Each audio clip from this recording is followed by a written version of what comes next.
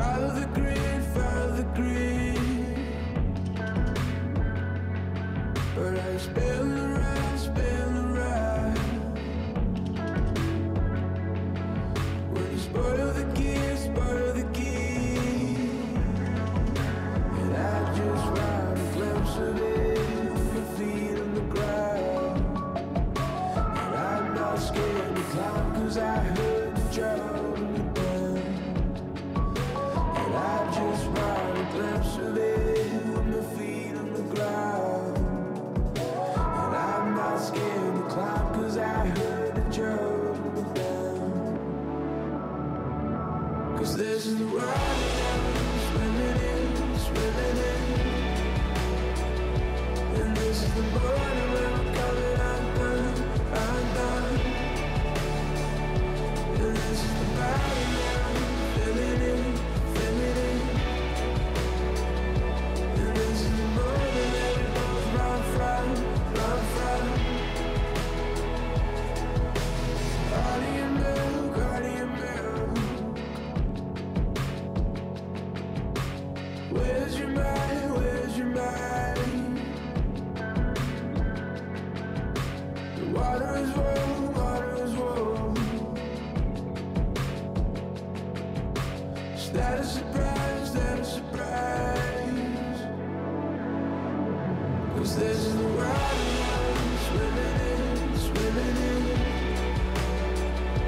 And this is the morning when I'm coming undone, undone. And this is the body I'm filling in, filling in. And this is the morning that we both run from, run from. And this is the water I'm swimming in, swimming in. And this is the morning when we're coming undone, undone. And this is the body I'm filling in, filling in. And this is the morning that we both run from, run from, run from. It's the Morning Invasion with Dex and Steve-O on Star 88. I suppose we should get going. Let's go. 10, 9, 8, 7, 6, 5, 4, 3, 2, 1.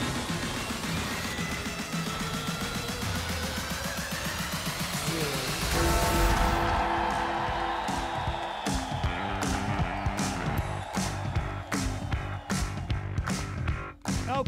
Okay, that's about enough out of you. Oh, okay. Good morning. Welcome, everybody. It's Thursday. Dex, Steve-O. Live from the Dreamstyle Remodeling Star 88 Studios. It's my favorite day. It's okay. Thursday's all right. What? Oh, it's so good. Mail it in Thursdays, guys. We have 3 Degrees with Brian Nixon at 7. Full hour with Phoenix. We go back in time, find out what happened on this day in history. Usually ties it back to New Mexico.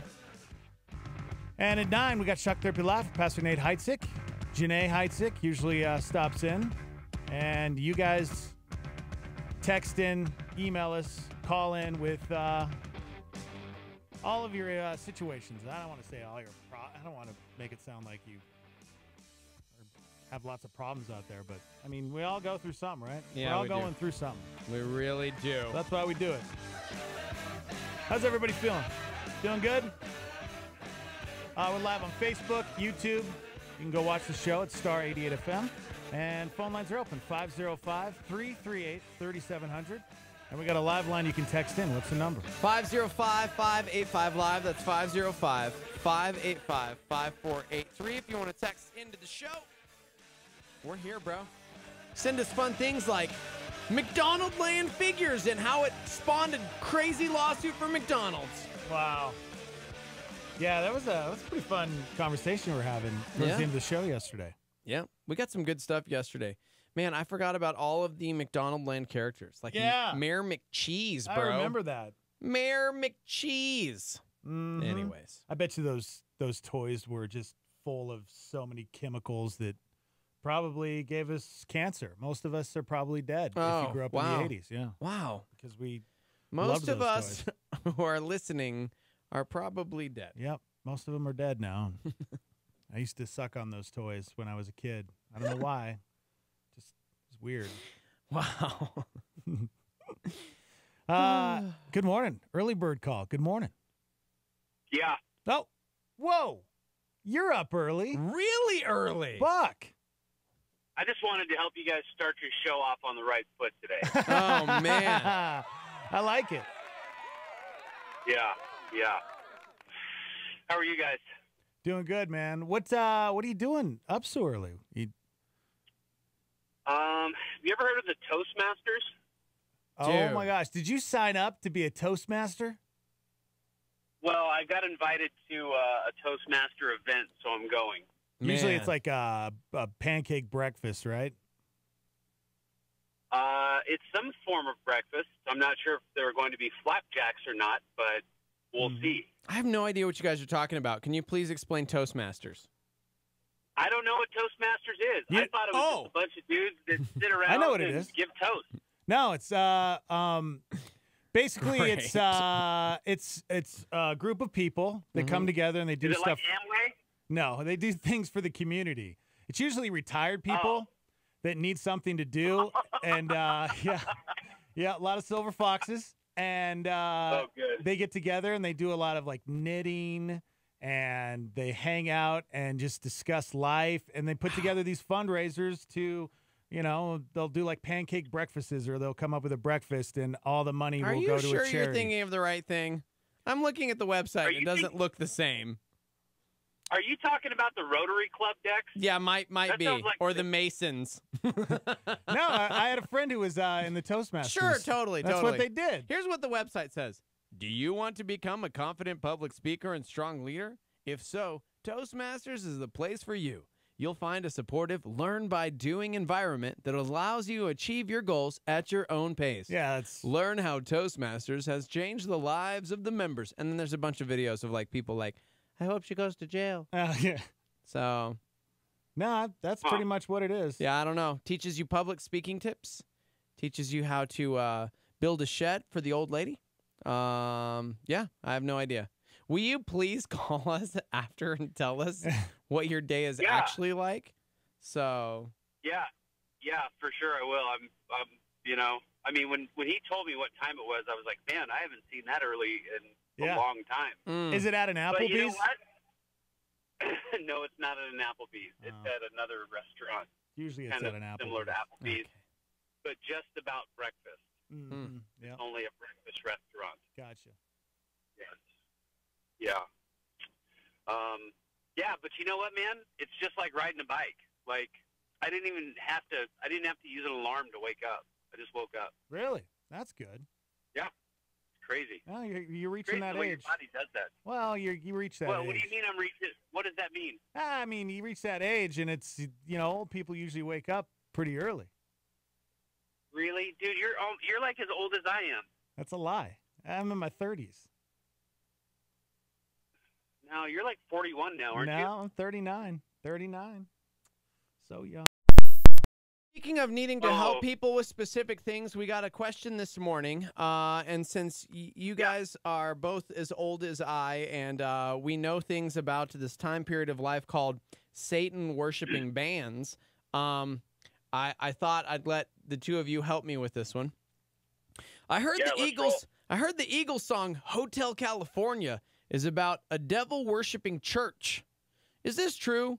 Because I like the song, but I won't listen to it if that's true. Could you please find out for me? Did you do a quick Google search on that? I did. It took me 3 seconds. So, did you guys know that Hotel California is not about a devil worshiping Oh. church? Oh, I've never heard that before. I'd never heard that before either. I guess there's a lot of really interesting theories about Hotel California because the lyrics are kind of out Hold there. on. Let me start. Yes. I've always heard that it was about working at Walmart and not being able to leave your job. Oh my gosh. Okay. That's good. Would you like to elaborate, or is that your thoughts on the song? That was pretty much my thoughts. See, on the Okay, song. Dex. I always thought that Hotel California was a place. No, excuse me. I mean, it was like an adult hotel where No, prostitutes went, and then okay. what? No, I'm serious. I know that's actually one of the things that people have said. Okay. The Eagles Hotel California is not, in fact, about any of those things. But I did find it interesting because they chimed in seriously thinking it was about a devil-worshipping church, which good on you for asking the question. Because remember, like in the 80s when you would go to Sunday school and they'd show you the VHS tape of how U2 was actually like devil worshippers and What? you couldn't listen to... You never saw No. that? Oh, yeah. No, that was a thing. Oh my Oh god. yeah, the backwards masking. Yes. and That was actually what a was thing. another one, Bites the Dust by Queen. Was it said like it's fun to smoke marijuana or something like that? Yeah, which that's not really true. So anyways, there was like this weird era where it was like, devil behind every bush, like hiding everywhere. And have we just progressed to a place where we actually have real things to worry about in the church than to just kind of like make up weird Illuminati things? Yeah, right. Because I don't remember the last one. Yeah. I can't remember the last one. I don't think we do that very much Okay. anymore. Yeah, somebody says, I always thought that Hotel California was just a song that got way too much radio airplay, and then I never wanted to hear it ever again for the rest of Good my call. life because Good call. Hotel California. Good call. That's not far off. That's not far off. What you should actually know about Hotel California. Glenn Fry was actually the mastermind behind the lyrics of Hotel California, along with Don Henley and Don Felder. Though there have been many, many theories as to what the song represents, they have revealed in multiple interviews over the years that the true meaning behind the song is a commentary on the hedonism and self-indulgence found in America. It's basically a song about the dark underbelly of the American dream and about excess in America, which is something we seem to know a lot about. That was Don Henley back in 2002 on 60 Minutes. He further explained the meaning of the song in 2005 in Rolling Stone magazine, saying, "We were all middle-class kids from the Midwest. Hotel California was our interpretation of the high life they saw in Los Angeles." There you go. Makes sense. Yeah. So, Yeah, that explanation actually kind of really does make a lot of sense. Yeah. And it goes to show you that you can take something and really kind of pull whatever perspective you want out of it. yeah, absolutely. Yeah. Absolutely. You So, know? yeah. Thinking about the lyrics, it really does make sense because if there's one thing that, man, I have learned over the years, it's that the American dream that I knew growing up was really just a idolatrous trap in and of itself if you thought of it that way. Because biblically speaking, it's not really the American dream and like what God has planned for us don't necessarily mean the same thing. Yeah. Like when I was a kid, Yeah. it was like I had to have the big house and the hot wife and the kids and the car and the dog and it became like, and of course we'd go to church on Sundays and it was like, but it wasn't necessarily a heart change. It was just like, I need this to be complete. And that's a false ideology as Yeah. well. So anyway. Yeah. Anyway. Huh. Dude. Way to bring it back to idolatry like that. Yeah. Mm-hmm. So, Well, good luck at Toastmasters, and again, let us know how it goes. A lot of people chimed in and said, "Oh, Toastmasters, I was a part of that. I loved it." Yeah. So you have a good time. I hope when I walk in, they're playing a song to the tune of Ghostbusters, but it's Toastmasters. You're so stupid. Making a call, Toastmasters. oh my gosh. I would go to that. Amazing. I would go to that. Yeah. So, yeah, you got to hit us up after and tell us how it went. I want to Yeah. learn it. I want to know if you learned how to like public speak because I know that's just something you've never seemed to like care about Yeah. or master or Yeah. How is it? Yeah, I definitely need help in that arena for sure. Yeah. All right. All right. Good day, boys. See you, man.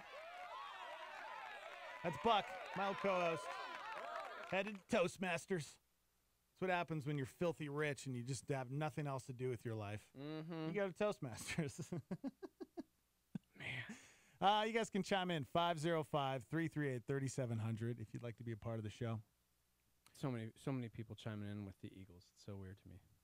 Yeah, you brought up a good point. You don't see that a whole lot in culture now. Back in our day, it was people are always cartoons. Do you think it was because we didn't have the internet back then?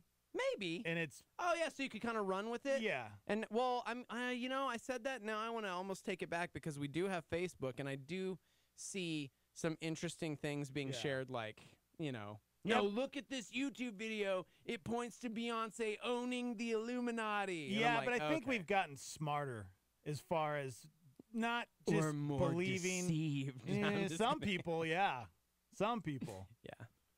But I think most of us are kind of getting to that point because I kind of used to be that guy in my 20s. I used to be all that conspiracy. I'd watch a YouTube video and go, "Oh my gosh, and then this is real." Poor Todd Cook.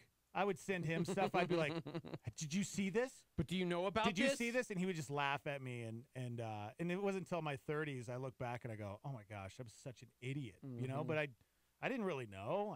I just would watch a video and they were so compelling, and the way that they would talk, and they would convince me that was real. So I love Acts 17, verse 11. I always think of this when we talk about things like this. It says, "Now the Berean Jews were of more noble character than those in Thessalonica, for they received the message with great eagerness and examined the scriptures every day to see if what Paul said was true." Wow, that applies. Love that. That applies verse to right now and what we're dealing with on social media. I mean, think about this, guys, and I mean this. I mean this sincerely. How many times have we listened to a podcast, gone to church and listened to a message, whatever it is, and just walked away from there ingesting it as fact? Now, I'm not saying that, like, Pastor Skip's one of the greatest Bible teachers in the world, man, and that he would never intentionally try and, like, deceive someone. But I think sometimes we just assume, like, take everything in, like everything. I don't care who it is. But, I like podcasting my boy Levi or Craig Rochelle or whoever it is, or here with Pastor Skip. You always have to take it back to the Word of God. Right. And any solid Bible teacher, they would say that.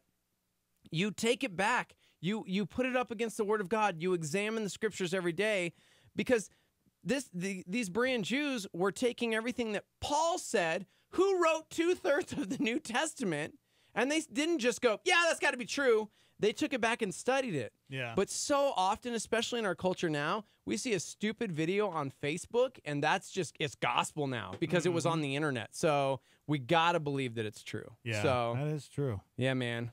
There's only one person I trust, and his name is Brian Nixon, and he comes up at 7. Yeah, See, dude. I don't have to go and research anything that guy says. No. I'm just kidding. By the way, if you'd like to watch the history of the Eagles, it's a documentary about the band. And, yeah, man, Don Felder, he wrote the music, not necessarily the lyrics, says a member of the Starmy.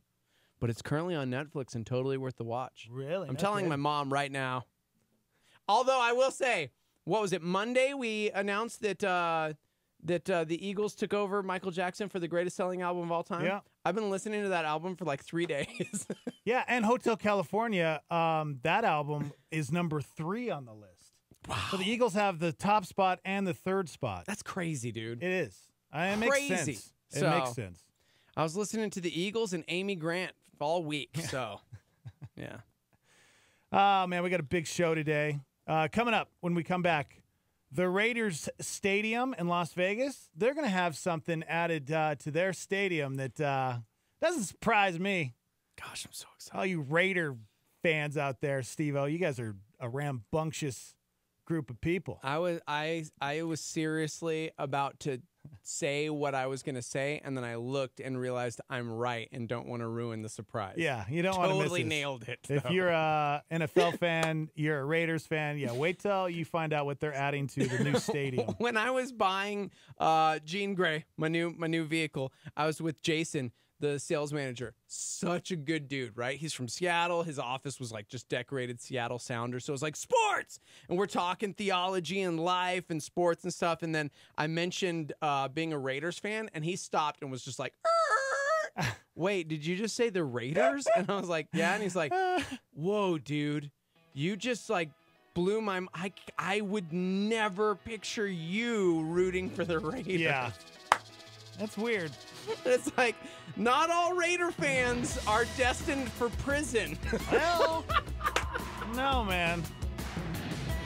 All right, we got or that. are we? And speaking of criminals, sorry, Raiders fan, I was just joking. Man, Edna almost got kidnapped yesterday. We have got to talk about this. Edna's my Also, car. I have to take a break right now anyways to run out there and make sure Jean Grey is still out there. I know, right? Seriously. All right. Yeah, chime in. 505-338-3700 if you'd like to call in. We're also live on Facebook and YouTube at Star 88 FM. Hang out with us. We'll be right back.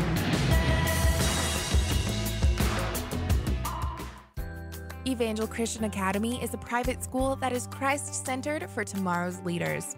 With affordable tuition, small classes, a great sports program, and a secure facility, Evangel strives to equip students for the work God has for them.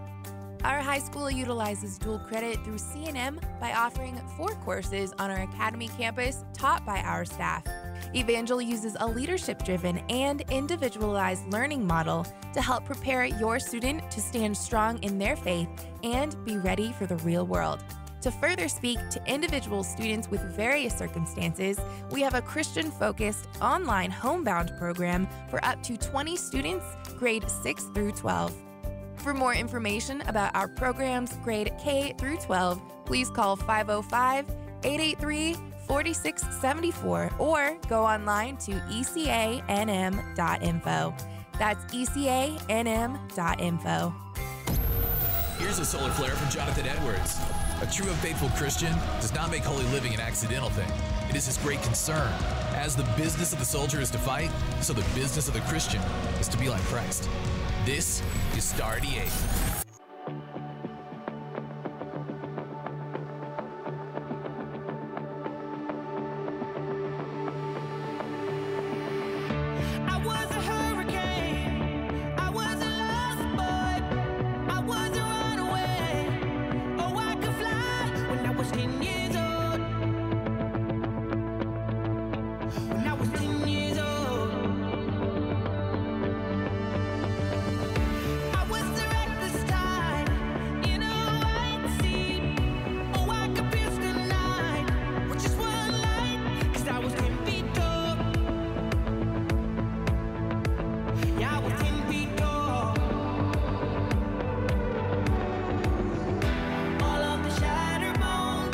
All of the broken homes, all the things that we've been through.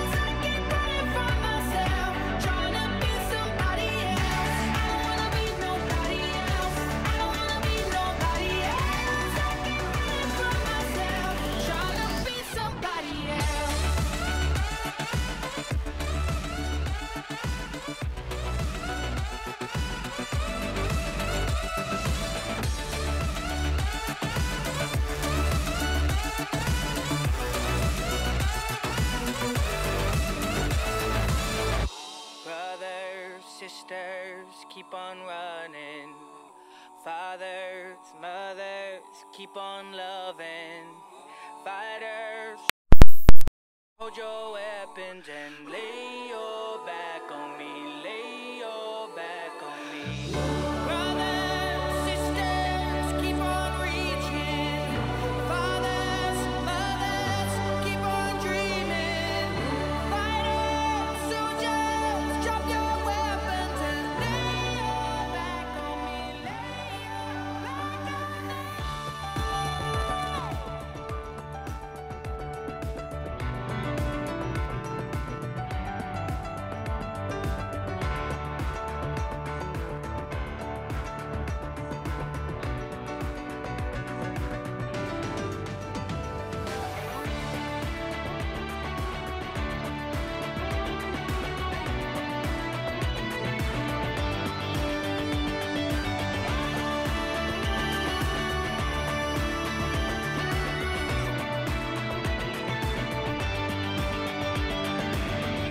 I don't wanna be nobody else. I don't wanna be nobody else. I keep running from myself, trying to be somebody. I don't wanna be nobody else. I don't wanna be nobody else. I keep running from myself, trying to be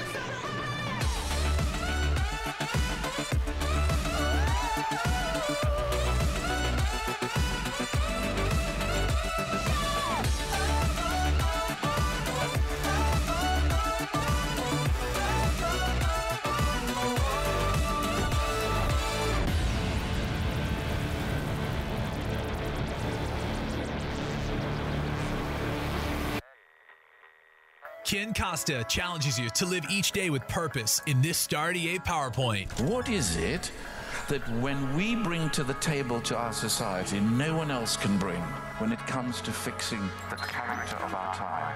It's summed up for me in that powerful and simple and tweetable verse of Paul to Timothy, 2 Timothy 2 verse 8. Remember, Jesus Christ, raised from the dead, descended from David. This is my gospel. No more, no less. This is the gospel of the living Jesus Christ.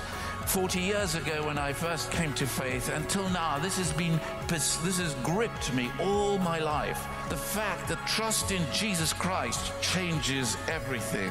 That's a PowerPoint with Ken Costa on Star 88. What's going on in the news today? We're hearing for the first time from the president on the Cohen guilty plea. Did you know about the payments? Later on, I knew. He did nothing wrong. There are no charges against him.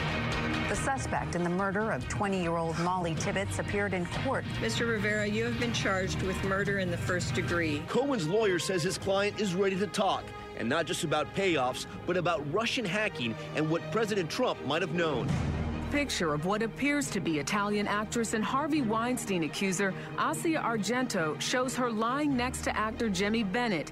At the time, he was 17 and she was 37. Monster hurricane now closing in on Hawaii. The state of emergency already in effect. The California congressman accused of using campaign money as a personal piggy bank. Prosecutors allege Duncan Hunter and his wife used $250,000 in campaign money and falsified documents to pay for personal expenses they could not otherwise afford. A market milestone today, Wall Street marking the longest running bull market in history. Oh, hi, everybody. We're just laughing, having a good time. Having a good time. Shout out to our boy Jarrell, Uber Jarrell. Drive safe, buddy. He sent a fascinating video. I can't wait to send it to Andrew, who works here. He's drinking them energy drinks. Oh, man. The devil's juice. We got proof, man. Proof. Hey, welcome to the show, everybody. Dex and Steve-O, live from the Dreamstyle Remodeling Star 88 Studios. What's going on, everybody? Oh, you know, just living the dream. Hanging out with us on Facebook, YouTube. Kim, she switched over to YouTube. Nice. Said it's a little weird over here. It's different. You can actually read my shirt. Like, you can read. That's great. Yeah. Yep, go hang out. You decide, YouTube or Facebook, guys. Shout out to Kanan, who's listening from Paradise Palms. Beautiful. Yeah. Very cool. Coming up at 7, Brian Nixon, 3 degrees. And coming up at 9, Shock Therapy Live with Pastor Nate Heitzig. So you guys can start getting your questions in. That's right. You can text them in. What's that number? 505-585-LIVE. That's 505-585-5483. If you don't know what Shock Therapy Live is, it's a 1-hour therapy session. Maybe you're just going through life, dealing with some things, whether it's a work relationship, personal relationship, financial stress. Just feel like you're beat up right now. I don't know. Maybe you just want to vent. We get those too. You can also send in an email, studio@star88.fm. Hang out with us, though, because it's never good to just bottle stuff up, man. Yeah. So we're here. We're here for you. Starting at 9, so get your questions in. All right, coming up here in just a few minutes, we'll talk about the Raiders Stadium and the new one that's coming to Las Vegas. They've added something to it that's pretty interesting. So we're going to talk about that here in a few. But yesterday, I didn't know this until you and Daniel texted me. I was out on a run, and I got a text from you guys, and apparently Edna, my car, she almost got kidnapped. We've been having some issues with criminal activity here at Calvary. People laughed when I said I bought a 6-speed because nobody could steal it. And then yesterday happened. Yeah. What's great about, there's some advantages of owning an old car. Yeah. And there's some not so good advantages. Those are called disadvantages. Disadvantages, Yeah. yes. Thank you very much. Thank you, co-host. Guys, I own a 1999 Chevy Lumina, and that Edna's old. She's ready to go to the grave. Yeah. She is ready to... She looks about 99. Meet the Lord. And apparently yesterday, some criminals showed up, and they were looking around, because we got some cameras out there that can... Cameras all over the parking lot, criminals. Spy you hear on that? Criminals. And apparently one of them was using a flashlight looking in my car, seeing if there was anything good in there to steal.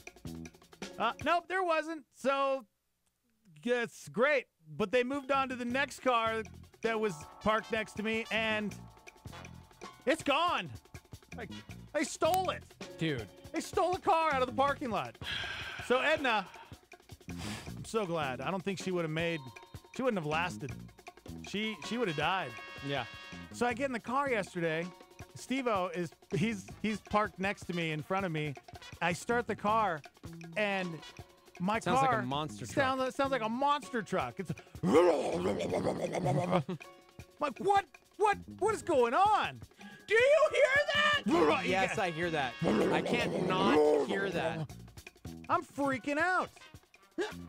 So I went and hung out with my our friend Ricky, and we looked at the car and found out it was like an exhaust issue, like problem, and I have some other things going on with it. So yesterday I took it to Southern Boulevard Automotive in Rio Rancho, and they asked if I needed a ride back to the Petersons. Yeah. So I quick Google mapped it to see what the distance was, and it said 6.2 miles. So I said to myself, no way. I could either get a ride home or I could run this. 6.2 miles Now, with all your stuff. Here's the deal. I had already run 5.2 miles. After the show, I go for a run, guys. Usually 4 to 5 miles. I had already run over 5 miles. So I said to myself, hey, you gonna be a little wuss, huh? Are you gonna cry about it and get in a car, or are you gonna run home? Guys, I ran home. I gotta brag on myself just a little bit because I've never done this in my entire life. I'm sitting there running, and 6 miles is a long ways, and especially after already running 5 miles. But I kept telling myself, you know what? I can do this. This is like a mind over matter stuff. My legs hurt, my feet hurt, but it really was all mental. Well, then the lightning starts, the thunder's rolling. I'm kind of freaking out, thinking I'm going to die. But that just kept pushing me. It kept motivating me. You know what motivated me? What? To get home to you, bro. I knew you were waiting for me. I knew if I didn't make it home, you probably wouldn't survive. So that motivated me, and I kept pushing myself, guys. Okay. I kept pushing myself. Uh-huh. To say all that said, guys, if you know me, you know I've struggled with weight issues. You know I've struggled with working out. You know I'm lazy. If I can do this, you guys can do it too. And I really just want to start like motivating and hopefully start a spark of fire underneath you, because I ran 11.7 miles yesterday. That's crazy. It's almost a half marathon. Isn't that like a half marathon? Yeah, it's no, 12 13 something. something. 13, yes. 12, 13 yeah, point. it's like 13. 13.1 because of the stupid stickers. Yeah, there you go.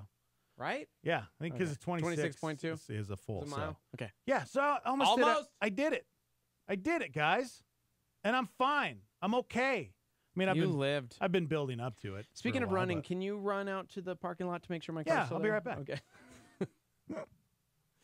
I've been Yeah. so nervous. I know Steve was freaking out. They thinking were his like new car. flashlights. We're like, hey man, we can see your faces. By the way, we can see your faces.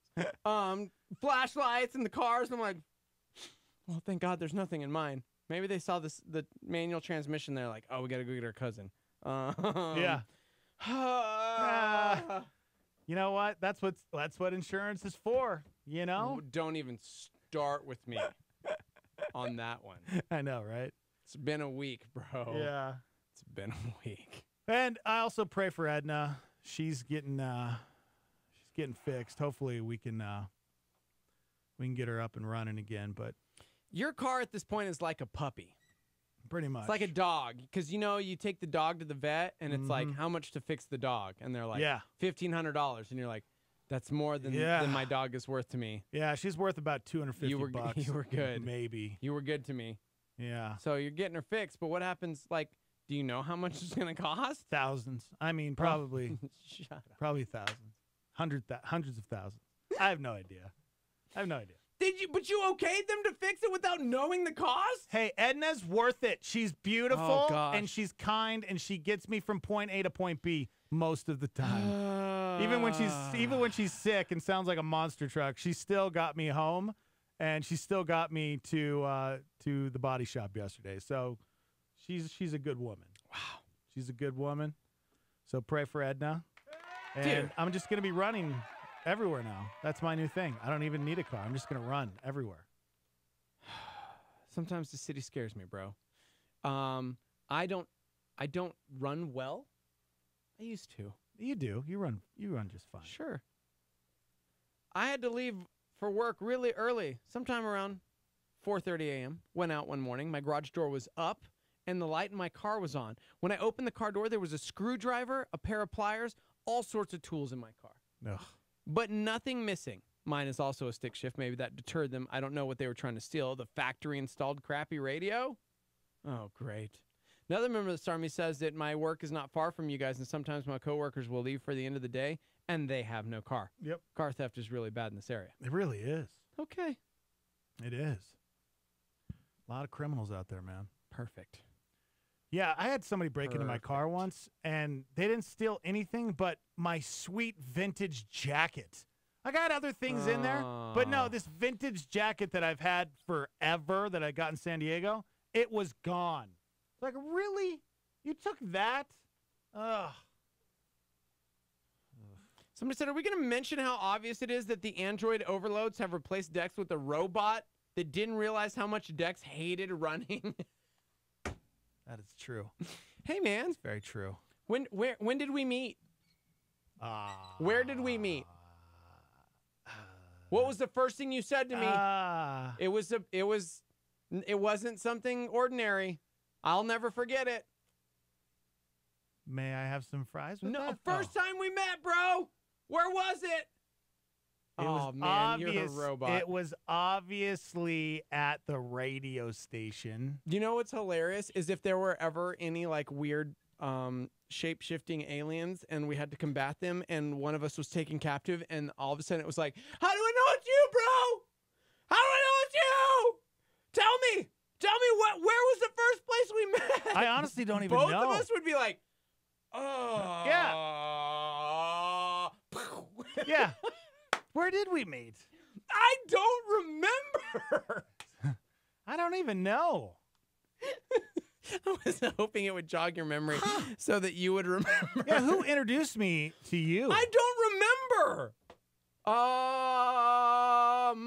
That's so weird. I have no idea. First time we met. No idea. No clue. No, it was like 2002, 2003, I'm sure. Somewhere around there. Dude, we took our wives to prom together, bro. Yeah? It must have been it must have been right before that somehow. Right? Matt Gentry, I'm Dave Martinez? Yeah, you know what? It's probably Dave. You know what? I think you're right. I think it probably was Dave. I think he had a barbecue at the house and maybe he invited you guys over. Sure. Let's go with that. All right, there you go. Just remember that. So now when the aliens take one of us captive, we have to say it was at Dave's place. There it is. Even if that's a lie. Yeah. Because we don't remember because we're old now. That's amazing. Gosh, we were talking about that, like a week ago? And it was like, how long have we known each other? Oh, well, back in the early 2000s, they had this crazy thing called nu metal. That's so funny. See, this is how we would know, though. Aliens would make up an answer. The truth is, we don't remember, so that's how we would always know. Because I'd be like, bro, you know I don't remember. That's like, a good call. It is you. Yeah. That's a really bad way to know. Got to come up with a code word or something. I don't know. If one of us is kidnapped, That's what's it. the first question you would ask me to make sure it's really me? What was something only I would know? What was our first dinner date? And then you go, I don't know. And I'm like, yes, it's you. Like, whatever you ask, you just say, I don't know. And then you're good. That's the phrase, I don't know. Somebody said you guys are way off. Remember you called Steve-O to offer him a free vacation and a night stay at a hotel Oh, my in gosh. Vegas? That's right. It was Cheater's Hotel. We caught you saying somebody else's name other than Chrissy. That's right. That's so funny. Oh, man. Good call. We don't have anything, bro. I think you're right. I think Dave Martinez. Something only I would know. He's our tattoo artist from way back in the day. Come on, bro. You got to tell me. How do I know it's you? How do I know it's you? Prove it. It's I honestly think that's what it is. Or like if all of a sudden I was playing with the almighty Zoltar or something and I aged like 30 years and then I came to tell you that it's really me, but I look really old so you don't trust me because I'm big now. How would you know it was really me? Yeah. Come on, bro. I don't Remember know. that one time we did that one thing together? We're not really friends. We're not at all. I have a terrible memory. That's why I don't know. I don't know is perfect. That's how we know it's People us. are dying on the live line. They just said code word. Use your code word.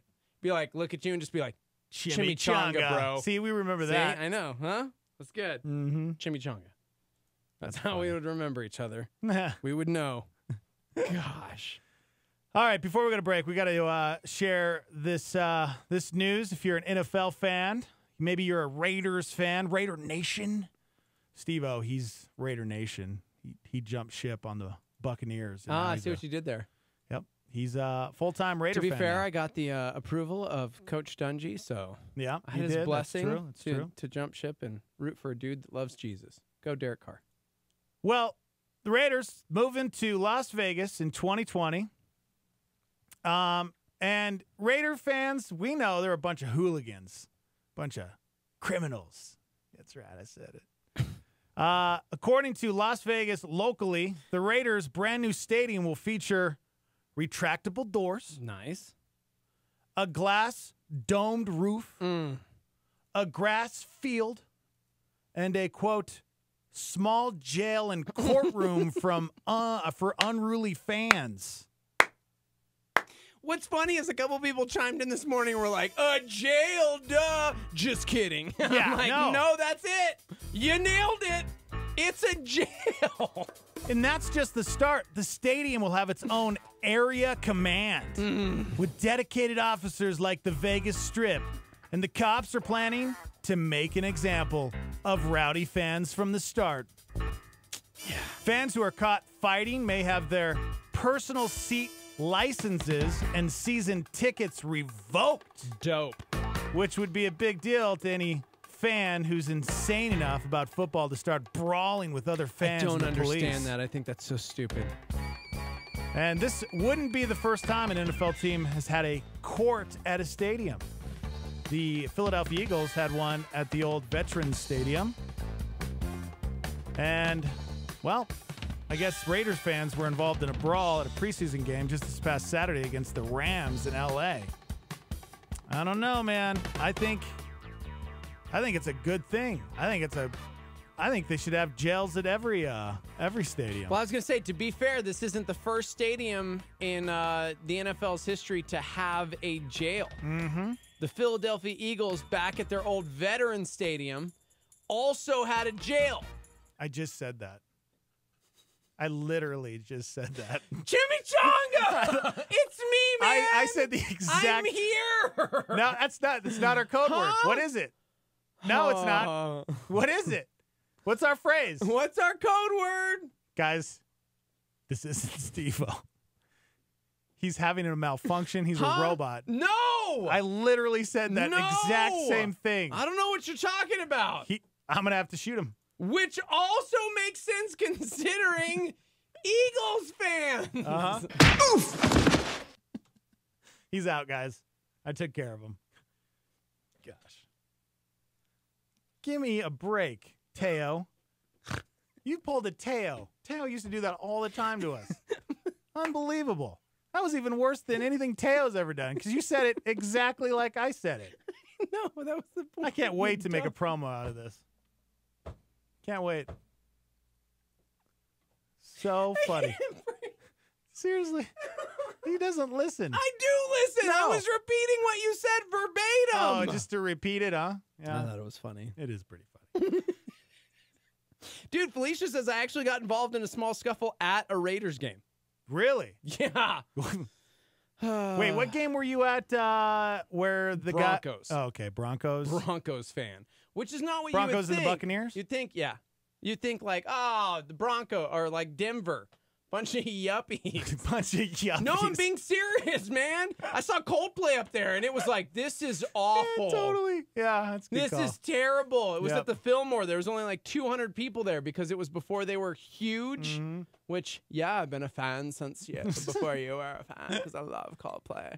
But seriously, that's what it was. It was a bunch of dudes with flipped up collars named Chad, and they're like, and it was all yellow. Yeah, man. Coldplay. I'm Chad like, Brad oh, man, I've got the wrong band. Yeah. Yep, so there you go. The Raiders Stadium in Las Vegas will have a jail and a courtroom for... And 7 clubs, hooligans. guys. 7 clubs? And slots. Slots? They're going to have a... I don't think that's legal, is it? At an NFL stadium? Sports? Can you have I don't think slot you can have machines? like betting or anything weird Really? like that. I don't think so. Can you? I mean, it's Vegas. We'll find out. Yeah, I know it's Vegas. They even have them like in the Airport. Yeah. I know. You're like, oh my gosh, slot machine right next to... This is crazy. I where gotta board the plane. catch my connecting flight. Hold on. Funny thing is, I'm not like a gambling man. I'm just not. I had a family member who actually had like a really bad gambling addiction. And you know me and finances, I'm like really weird and frugal about it. Yeah. But one time I was on my way to Salt Lake City to meet up with the Echoing Green, my wife's band. They were on tour and I was like, you know what? I'm going to fly out. I'm going to hang out with them for the weekend because they'd never been to Salt Lake. And my layover was in Vegas. And so I got there and it was like, Did you whip out a 20? I'd never been to Vegas before. And it was like ding, ding, ding, ding, ding, and all this crazy All the stuff. lights. And so I really did. I said, you know what? The smell of cigs. I've got a couple hours layover in the airport, and I'd spend this on lunch and or a video games at the time because there was like an arcade and stuff. And I'm going, whatever. And I'm not saying it's like this for everybody, but God like super bless. I'm gonna say that, and people are gonna be like, God did not bless you. How But I much really did you win, just bro? playing. It was like $100 and something, and it paid for Chrissy and my entire weekend. Oh, that's cool. Yeah. All right. That was cool. I know I do not recommend that all the time. It was just a time killer for me in that moment. I'm gonna get in so much trouble. You're for going to get fired. Great. Brian, he's getting fired. He's Sorry, I'm done. getting fired. Yep. Can we He's blame the done. aliens? Can we blame the aliens? Yeah. I'm sorry. I played He's a slot done. machine in an airport. Yep, it was you're done. weird. I just had never done that. It's I wanted to done, experience Steve-O. it once. Okay. Mhm. Yep. You're not ready to be... Okay. Well, I gotta on go. the Can, station. can I just talk Yeah. about Las Vegas really quick? Yeah, Yeah. go for it. You know, Las Vegas, though it's, we know it is the city of sin, it also has some great art in there. Really? Oh, yeah, it really does. So if the you Bellagio. Well, yeah. I mean, there's MGM the pop art, but there's some Caesar's Palace. real art as well, guys. Real art. Like Real. James Turrell has an exhibit there, above the Louis Vuitton. It's crazy. Oh, is that at the New York? No, James. I don't know all the only times I go to Las Vegas is to see the art. Oh. Well, I shouldn't say never. I've been once, and it was my least favorite I experience go like ever, every so- weekend. It's great. Yeah. I know you do that. Yeah. Brian Nixon's here, so we have 3 Degrees Coming up. coming up live from the Dreamstyle Remodeling Star 88 Studios. Hang on.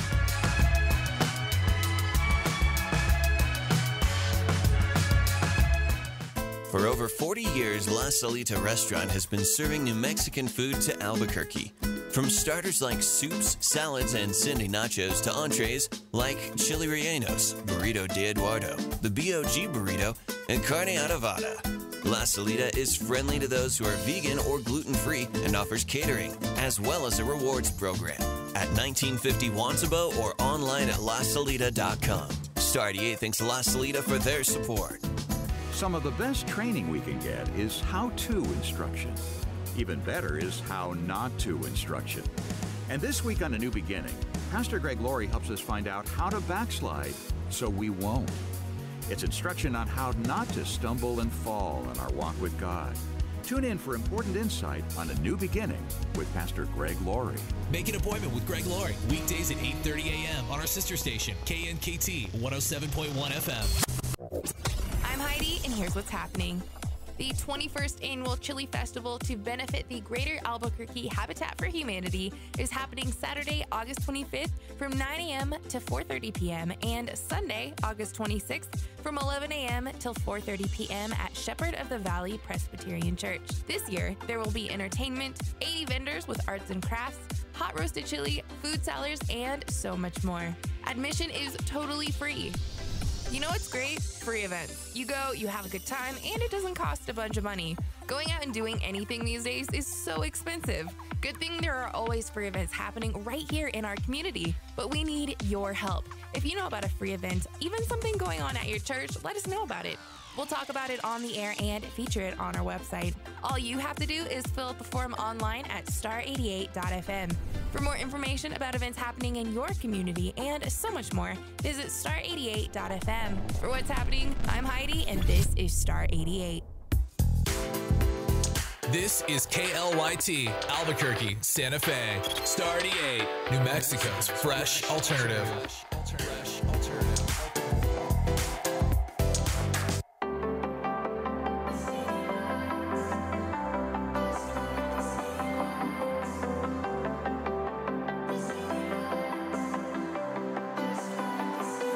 No more hiding, no more living in the dark, no disguising. You are shining in our hearts. It's your love in us. It's your love in us. We're gonna burn bright like the city lights. We're gonna burn bright like we've come alive. We've come alive, and the world needs to know the hope that we hold. Love is breaking through the darkness. We're gonna burn bright like the city lights, just like the city lights. Just like the city lights.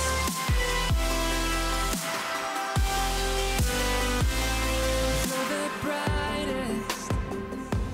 You are lighting up the night. You're the wonder, bringing color to our lives. It's your love in us. Oh, it's your love in us.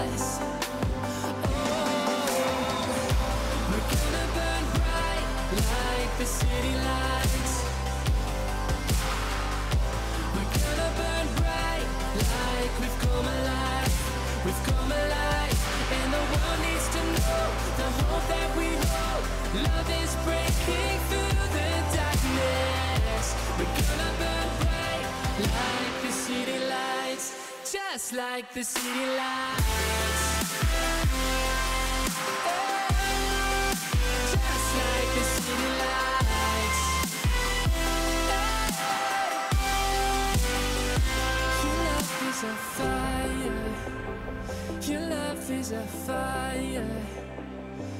We will never be the same, and our hearts cannot contain. Your love is a fire. Your love is a fire. We will never be the same, and our hearts cannot contain. Your love is a fire. Your love is a fire. Oh, we're gonna burn bright like the city lights, just like the city lights. We're gonna burn bright like we've come alive, we've come alive. And the world needs to know the hope that we hold. Love is breaking through the darkness. We're gonna burn bright like the city lights, just like the city lights. Just like the city lights. Just like the city lights. Just like the city lights. The city lights. Like the city lights. Just like the city lights. Thanks to you, this country moves. The Morning Invasion with Dex and Steve-O. We keep things moving. Thank you. Thank you.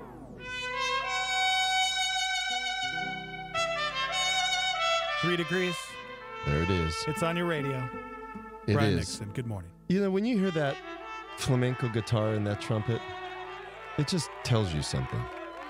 Tells you that it's Thursday, August 23rd. Well, Wow, even the date. Even the day. It tells you. I mean, Tells you. Tells you. I hear it. I hear Tells it you. clearly saying it's Thursday, August 23rd. You know why he knows that? Personal secretary. He has to know that Yeah. when he's writing all my emails. That's right. If you're just joining us and you didn't listen yesterday morning, I popped in because I got a phone call from, Yes. you know, the local professional soccer team that's Right. coming. The fellow calls me up and, you know, nice little chat. And then he kind of says, hey, yeah, you know Steve-O, don't you? And he knew I knew Steve-O because Steve-O picked up my scarf. I did. And then he said, hey, I'm trying to get hold of Steve-O. Do you think you could pass the information along to him? Because, and then he went on. So I came in yesterday on air and told Steve-O as his personal secretary Sure. that people are trying to get hold of him. Oh, it's funny you mentioned that, Brian, because I believe I just became your personal secretary as well. Because last week I was messaged by one of our listeners, and she was wondering how she could get in contact with you. So I gave her your email address, and she just messaged me and said, can you please let Brian know that I sent him an email, and I know he doesn't respond a lot to electronic communication, but can you please ask him to get a hold of me? She's having some problems. so- Okay, here's the reality. I do respond very quickly to email. So probably what happened is our firewall blocked it. Oh. So let's have her try it again. Okay. And then That's good. This is important. Yeah, and then she could also call my office. So Okay. so This or the means office. something. Hey All Dex, right. thanks for being my secretary. Yeah, bro. no, you know what? I'm here for you. Because You got it. I felt really empowered by being Steve-O's secretary. Yeah, you bet, man. But guys, on this day, August 23rd, for 3 degrees, we've got some pretty obvious ones. You're going to do well on this. And then there's some obscure ones that I'm just going to kind of give you. But remember, for our new segment, Who Said That? You just have to remember who we talked about because some of the quotes I give you are very, very obvious. You ready? Ready. You ready for this? Okay. Totally ready. And of course, if our listening audience wants to chime in, you're more than welcome to because we love your participation. But here we go. On this day, August 23rd, in 1305 AD, that's the Middle Ages, guys, this guy was executed by Edward I. Oh, gosh. And we made a movie called Braveheart. I was just going to say, Samuel Wallace. William Wallace. William Wallace. Used to be Samuel No, Wallace, Sam but Wallace. they decided. Gosh darn it! Ah! William William Wallace. Okay, so William Wallace was murdered by King Edward I on this day. Did he scream freedom? That's where we get freedom That's today. where we get guys. freedom. that is it. Freedom. Freedom. But keep that name in your head, guys. William William Wallace. Okay, so Don't William you write it down. William Don't you Wallace, write it down. Samuel 1305, Wallace. was executed by Edward I today. Wow. Okay, you ready for this one? This one's Yeah. a little bit more obscure. I haven't seen Braveheart since the movie. Oh, I watch it theaters, every man. day. Yeah, Braveheart's one of those classics. Okay. Okay, so on this day in 1541, Quebec was discovered by what person? Oh, what was his first Quebec record or label? Yeah, Quebec? No, the Quebec. Quebec. He had that single. Loser, dude. Loser, why don't you kill me? RCA Records. Yeah. Almost. His name is Jacques Cartier. Oh, yeah, Jacques I almost got So, that. but here's the thing. I'm gonna. Can I Rhymes get? with RCA. Yeah, it does rhyme with RCA. Cartier. I know where you were going was with so this, Steve-O. close. I was I know so where you're going with it. close. So let me say this, particularly for our native brethren, because Steve-O, you know, Yeah. I'm an advocate for Native American rights. Yeah. I listen to Native American Calling. So I engineered that show. I don't know if you know yeah. that. Oh, Kind of I big did. Deal. I always heard your name. Engineered by Steve-O Jeter. But Yep. here's the reality. How come Europeans, when we find something or discover something, we say, we discovered it? Don't you think the Native Americans discovered it? Thank you. Yes. Thank you. Maybe we should say that we appreciated it. Yeah. Yeah. Why haven't they changed that as far as Christopher our history Columbus books? appreciated. Yeah.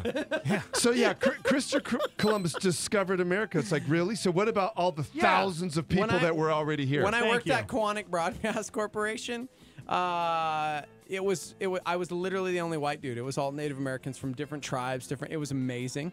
Sac and Fox represent the Navajo Nation. Hopi, so many different tribes. And there's a Columbus Day here in America. We called that National Hostile Takeover Day. So You know what? I agree. I'm with not that even joking. Like, it was not right? It was not. That was my least favorite day to go to work because, of course, we didn't have it off. Yeah. And I was the white dude there going, I'm sorry. I'm really sorry. And was Christopher really Christopher Columbus, was he even was he a good guy? Like they say he was a good Christian man. Well, yeah, dude, sailing. He knew how to some sail. amazing hits. Yeah, Oh, that's no, Christopher Cross. Oh, sorry, yeah. so close. Yeah, you were So so bad. close. But I'll get off my soapbox now. So on this day in 1541, Jacques Cartier saw the area known as Quebec and realized that there were already people here. And then later on, the Europeans came and built the city. And by the way, Quebec is a beautiful city. So if you're from Quebec and you're listening, you have a gorgeous city. Your lower Old Town city, and then your upper like mid. I'll be honest. I don't go to like the modern type of Quebec, but they have there's basically the lower city, which is the one that was founded in 1610. You know, really established, and then they have one just a little bit up, which was a little bit You know, modern. I'm French Canadian. You are? Well, there you go. Yeah. That makes you feel good. Okay. Probably related to Christopher Columbus. All right. Okay, here you guys go. On this day, August 23rd, in 1903, this fella declared Israel as a Jewish state. Oh, man, I feel like we're fellow supposed did? to know that. Well, we can't. And here's the thing. I'm going to give you his name because it's really difficult. Benjamin Netanyahu. No, Well, that's okay. His Wow. name's Theodore I mean- Herzl. Oh, yes. So Theodore Herzl declared Israel a Jewish state, and he was unsuccessful. Yeah. You know, he declared He it. declared it, but they were like, haha, that's Yeah, hilarious. But right. then in the 40s, they were like, we should probably do Exactly. something Steve-O, very good. Wow. Steve-O, that was my follow-up question. about this. Shalom, bro. You Jewish? He just threw down. I was did. going to say, in what year and month did they actually become Yeah, what successful? month? I got the year. It was I May got the 14th, decade. 1948. Yeah. May 14th, 1948. But here's the interesting thing. Theodore Herzl is considered the modern father of Zionism. And Wow. you've heard of Zionism. Man, Mount Modest Zion. Yahoo. Oh. Yeah, Modest Yahoo. One goes to a reggae rapper, and the other guy goes to some Mount Zion, bro. Yeah, Mount Zion. Totally. The in- Matrix. Right. For heaven's gonna be built, right? No, That's that's right. where they were hiding from the robots. So can you guys tell me a little bit what Zionism is? Yes. In the future, robots are going to take over and start harvesting us as In batteries pods. In in pods, pods. yes. And they have to hide, and so we discovered this cave-like place that we call Zion. No, oh, it's Rastafari. yes. Okay, yes. that's where it comes from. It comes from. It comes wow, from. Mine was a little more elaborate. Jamaica. Could you elaborate on that? You guys were so almost not right. You're making me crazy. Am I right? Yeah. Okay. Oh, golly. Wow.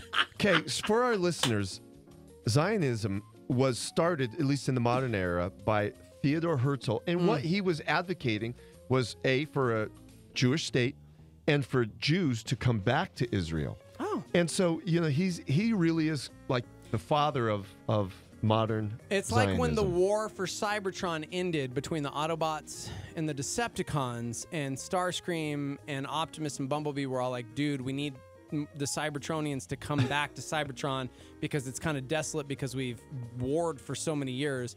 Let's become friends, and we'll call everybody back because we want it to be like our home state. So it's kind of like the war It was for kind of Cybertron. like that. So when the Autobots and Decepticons decided to call it a day. Exactly. Gosh, just like that. Yeah, just I like that. totally feel you, man. Yeah. Okay.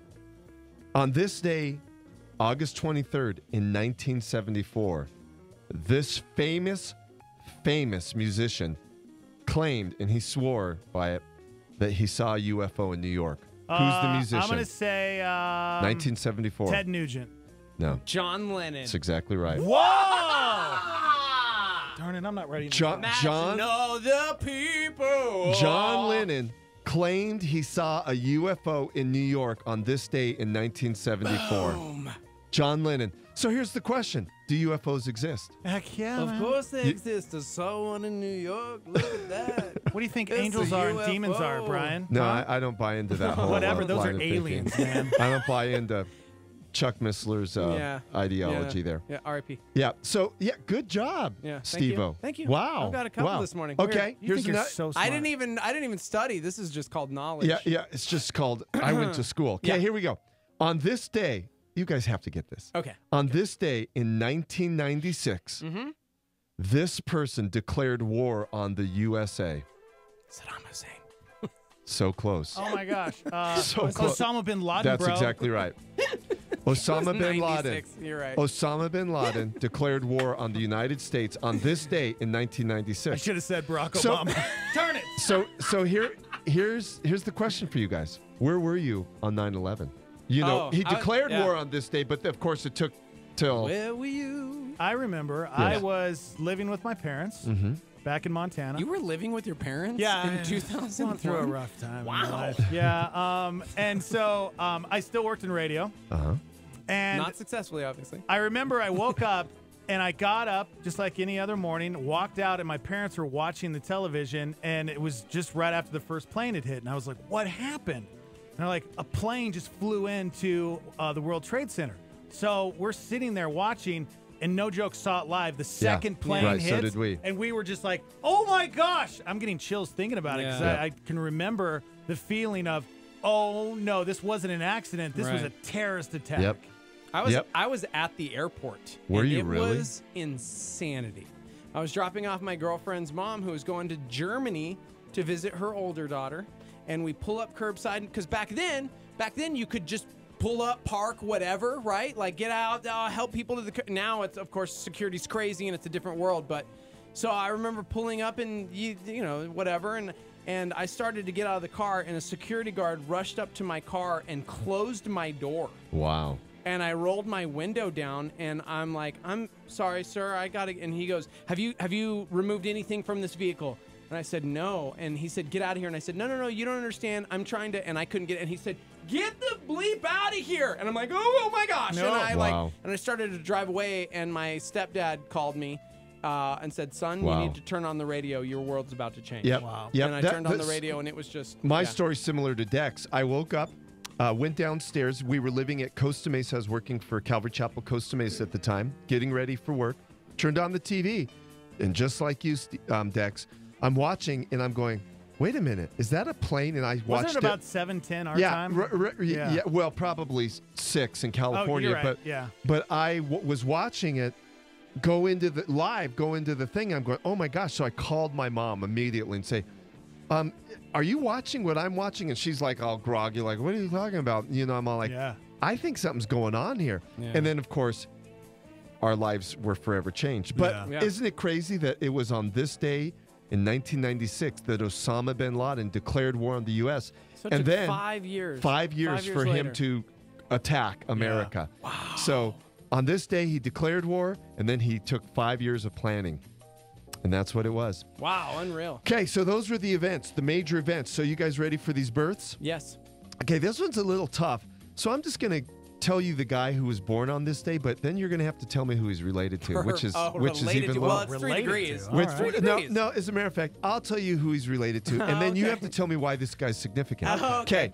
On this day in 686 Dang. AD, That's a way back. Charles Martel was born, and he was the grandfather of Charlemagne. No way. So who's Charlemagne, guys? Okay, Charlemagne obviously was the first female model of Barbie. Because Martel, obviously, the inventor of Barbie, they put out such hits as Hot Wheels, the Rubik's Cube, and Charlemagne was, in fact, the model for Barbie. No kidding. Yeah. No, let me tell you who really where Charlemagne was. Charlemagne Was Medusa. Was a dude. Probably of Germanic heritage. Germanic. And he tried to unify the Roman Empire during the Middle Ages. And he was successful to the point of that he was able to bring together various, chieftain tribal leaders and so on and so forth. And then in 800 AD, he had Pope Leo III crown him the emperor of Rome. And then they started what was called the Charlemagne dynasty. Which was amazing. That also the inventor of toilet paper. I don't know. Yeah. No. Very soft. The Charlemagne dynasty, guys, he's the guy Is there that... a toilet paper called Charmin. It's like, is there a toilet paper Charlemagne? Oh, my gosh. And why I know so much about Charlemagne, not only because I taught it in school, but one of his advisors is one of my medieval heroes. His name was Alcuin of York. Yes. So Alcuin of York was one of the first Christian educators to help establish Christian education throughout the empire. So there you have it. Wow. But on this day, it was Charlemagne's grandfather who was born. Man. All right. Okay. Here we go. Okay. Another obscure one, but I just thought we'd toss it out because it's interesting. Yeah. On this day in 1769, Georges Cuvier was born. And why Georges Cuvier is important? Because he is the founder of vertebrate paleontology. Whoa. Yeah. And interestingly enough, and I bring this out, he was also an outspoken critic of Darwin.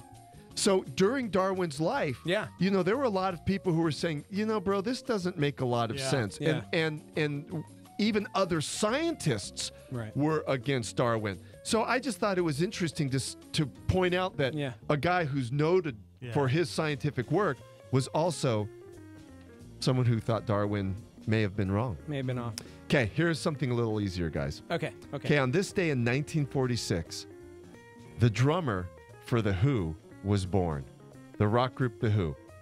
He died young because he lived one of those crazy lifestyles, and some people consider him one of the greatest rock drummers of all time. Who was born on this day in 1946? Because of course immediately it's like Roger Daltrey. Yeah, you guys know everyone Pete else. Townsend and come on, guys. The drummer. The drummer. Vonnegut. Douglas. Who happened to write? No. Guys, Neil. Keith Moon. Keith Moon. Keith of course. Moon. Dang it. Keith Moon died on this day. Was born on this day in 1946. Wow. He died early, obviously, because of drugs. Who drums for him now? I forgot who picked up after Keith Moon died. Yeah. Okay, here's another pop one, guys. Side note, Roger Daltrey, probably the greatest rock and roll voice of all time. Sorry, I'm just going to say it. Yeah, he was a great... Arguably. He could scream like no one else. Dude. Okay. Dude. On this day in 1949, this was surprising to me because I didn't realize he was this old. On this day in 1949, Ozzy Osbourne. The singer of Jesse's Girl was born. Oh, darn it. He was just here in concert too. Rick Springfield. Yep. Rick Springfield. I was waiting. I was like, come on, bro. 1949. He was born in 49? Yeah, 49. old, man. I know. Isn't that It's like my crazy? dad's Well, age. somebody was I just know. with him, and they took pictures with him, and I was like, dang, gray stubble. And Yeah. like, yeah. Rick Springfield. It was just hanging with him. I don't 1949. remember. Okay. So here's the question about Rick Springfield. We all know Jesse's Girl. You know his pop song from the early 80s. Hey, come on. She was a nice lady. Yeah. So what soap opera did Young he? and the Restless. No. Days of Our Lives. No. Guiding Light. General No. Hospital. General Hospital. Dang, bro, you know a lot of Yeah, soap yeah. operas. What? Yeah. Don't You judge me, rattled bro. off like Don't seven. judge me. Wow, I know. Knots Wow. Landing. Dallas. Golly. 90210. So That's not a soap opera. Yes, it is. Oh, you For kids. Take that back. It's a soap opera for kids. I'll so fight funny. you.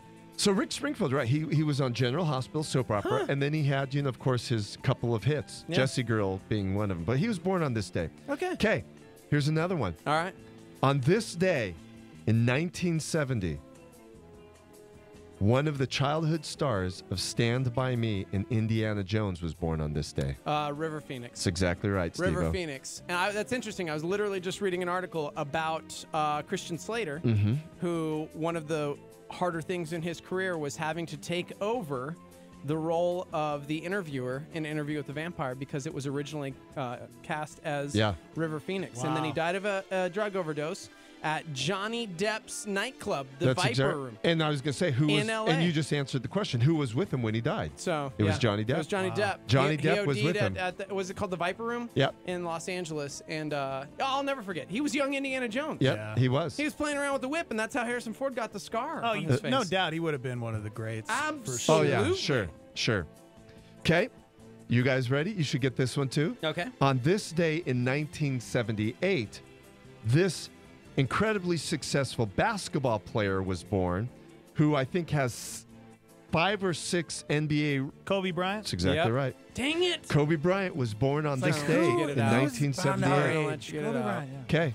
So have you guys noticed some of these, we've talked about Theodore Herzl, William Dave Wallace, Coulier. Osama bin Laden, Keith Moon. Yeah.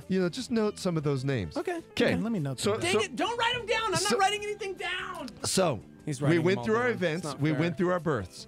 We only have 2 deaths. Now, a lot more people were born on this, but we have to get to who said that. Okay. So on this day in 1926, this very, very famous silent film actor died at a young age. And at the time, it was major news because A, he was huge as a silent film actor. B, everyone was going, how did Charlie this Chaplin. guy... Dang it! No. Oh, so good. close. Charlie Chaplin was a silent film star, but he was like all the girls swooned over this guy. Ah, He died at Over age noise 31, and his silent film that was huge at the time was called The Sheik. I've never heard of this. How have I never Oh heard my of this? goodness! Oh my Darn goodness! it. Oh. I'll even give you guys a hint. His initials are RV. Robert Veramondo. Guys, Randy Victor. Rudolph Valentino. Rudolph Valentino, of course. Wow, guys! Yeah, Rudolph Charlie Valentino. Chaplin's the only No, silent actor I well, know. yeah, No, Charlie that's not Chaplin. true. Who else? Come on, bro. You know Rudolph Valentino? No. Well, I Well, mean, he- now, but Okay, he died on this day. Okay, so here we okay, go. wait. Okay. On last death we're going to talk about today because then Steve This is going to death is so read sad. something. Oh, okay. Okay, on this day in 1960, the famous lyricist Oscar Hammerstein died. So you guys know him from the duo Rodgers and Hammerstein. Yes. Name a couple of the musicals that they're known for. Come on. I mean, they're known for so many, but if you guys could just name 2. I mean, if it was Andrew Lloyd Webber or Stephen Sondheim, I would know. But You I mean, guys, Rodgers and Hammerstein. Rodgers and I mean- Hammerstein, you guys know I mean, it. Everyone knows Rodgers and Hammerstein. Everybody knows. Everyone. Oh my gosh. Red Scarlet Letter. I No, refuse but- to. I can't because I was gonna Okay, be funny and be like Les Miserables or Okay. Phantom of the Opera, but those are both Andrew Okay, Lloyd here, Webber. here we go. You guys. Miss okay. Saigon, also not them. Sound of Music, Oh, boring. King and I. Oh gosh. Oklahoma. Oh my gosh. I just puked them in I mouth a know. little bit. Oh, my gosh. so boring. I never got into those. So on this day, Oscar Hammerstein died, though, in 1960. And he, of course, was the lyricist, whereas Rodgers wrote the music, but Hammerstein wrote the lyrics. So in commemoration Oh, for the day we're remembering Oscar Hammerstein, Steve-O's going to read some of his lyrics from The Sound of Music. And so most people know this song. It's called My Favorite Things. I had actually never finished The Sound of Music. I've seen like half of it and was like... Okay, Steve-O, so give us a little bit of Oscar Hammerstein's work. Don't you think is we this the music I'm no using we in the background? we should get My It's Favorite serious. Things by John Coltrane. No. Because he's doing jazz. So do John Coltrane. Why jazz? I thought it was supposed to be serious. I don't know this song. Well, no, after you read this, you'll know why you can't be serious. So do John Coltrane's My Favorite Thing. So this is the melody that goes with this. Okay. Yeah. There we go. All right. Hey, welcome to it. We're here this evening to commemorate Oscar Hammerstein. He was a good dude. He wrote some good words. Here we go. All right. Raindrops on roses and whiskers on kittens, bright copper kettles and warm woolly mittens, brown paper packages tied up with string. These are a few of my favorite things. Cream-colored ponies and crisp apple strudels. Doorbells and sleigh bells and schnitzel with noodles. Ooh, I love schnitzel. Watch your mouth. Wild geese that fly with the moon on their wings. These are a few of my favorite things. Girls in white dresses. Can we say that on Christian radio? Okay. All right. Hey, with blue satin sashes. Snowflakes that stay on my nose. And eyelashes. Silver white winters that melt into spring. These are a few of my favorite things. You know what I'm saying? When the dog bites. When the bee stings. When I'm feeling sad. I simply remember my favorite things. And then I don't feel so bad. Wow. Not bad. Not bad. Not bad at You all. did a little Tom Waits voice there. Thank you. Good, man. Wow. Thank you. You brought a little jazz, a little Tom Waits You gruff put there. the jazz in there, and I was like, Yeah. I had to. And of course, John Coltrane took the song and made it the jazz great. John Coltrane was the sax player in the background of Steve-O's fabulous recitation. Shout out to Sammy Davis Jr. and Tom Waits, and I'm trying to think of. I have no idea where that voice came. I've never done that. It's because you looked at John Coltrane. That's not because I looked at Yeah. John Coltrane, because Tom Waits was the first person I thought of. Tom and Waits- he's a white dude. Yeah, he is a white man. guy. Tom Tom Waits is the gravelly voice guy. Yeah. kind of gravelly groovy, man. It sounds like what John Coltrane would sound like. Also, a little bit of Oscar the Grouch in there. Yep. Wow. That's good. That's good, Steve-O. Thanks, man. I was a huge fan of the Rat Pack, and yeah. All right. So we're now to the time, guys, where we do Who Said That? Ooh, who said that? So for all of those who are just joining us, we started a new segment from 3 Degrees where we take some of the people we discussed, and then I find a quote by them, and Dex and Steve-O have to guess who said it. Now, again, these quotes are only from the people we discussed on today's broadcast. So we covered events, births, and deaths, which we normally do on 3 Degrees. So here we go, guys. Ready? Ready, Freddie. Who said this? These young guys are playing checkers. I'm out there playing chess. Ooh. Jacques Cartier. No. Let me say it again. John Lennon. These young guys are playing checkers. I'm out there playing chess. Kobe Bryant. That's exactly right. Kobe Yeah. Bryant. Dang it, dude. You wrote everything down. No, and I that's didn't write not everything fair. down. Kobe Bryant. Okay, you ready for this one? Every man dies. William Wallace. Not every man that's lives. from the movie. Yep, William Wallace, attributed to William Wallace. It's from So, the movie. every man dies, not every man lives, attributed to William Wallace. That's very good. Okay, here we go. All right. Vegetarianism John is Lennon. a link to perfection and peace. Vegetarianism. Not, vegetarianism is a link to perfection and peace. Who said that? Osama bin Laden. No. Nope. Keith Moon. Nope. Dang it, dude. You stole it. I was so waiting for a really peaceful one. Vegetarianism is a link to Jean perfection and Cartier. peace. Nope. Darn it, I didn't write that Keith one down. Moon. Nope. I already said that. Who's a vegetarian? He said John Lennon first. Yes, he did, and he was wrong He's wrong. first. He was wrong first. Dave Coulier, Guys, Uncle we just Joey. talked about Dave how Coulier. you just gave a whole history lesson on this guy. We did? Yeah.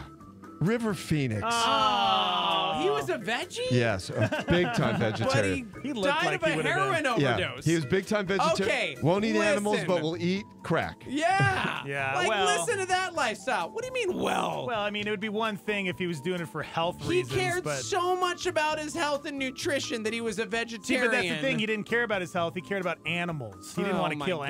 animals. But he would. See? Okay, never Okay. mind. Don't even get me All right, started. you guys didn't get that one Ugh. right. Which I thought you'd get it right. Come on, River. Okay, here we go. Now, I disagree with this quote, but he said it. The character of a people may be ruined by charity, by love. So the character of a people may be ruined by charity. Jacques Cartier. No, Oscar Hammerstein. no, Charlemagne. no, Osama bin Laden. no. John Lennon. No, Kobe Keith Bryant. Moon. no. You guys surely didn't pay attention to our I didn't history write lesson. down everybody. Darn it. Theodore Herzl. Herzl. The founder of modern Zionism. Yes, that makes sense. Said the character of a people may be ruined by charity because he was saying, hey, we let's not be nice to these folks, you know. Okay, here we go. Next one.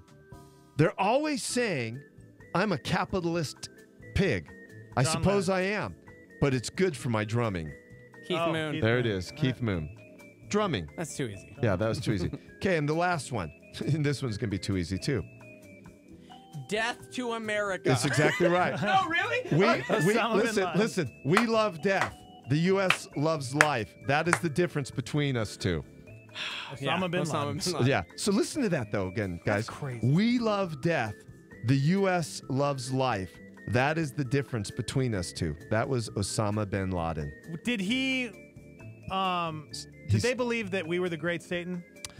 Well, I mean, I don't know if he specifically did, but I know that there are people within the Islamic world that Right. do believe that. Yeah.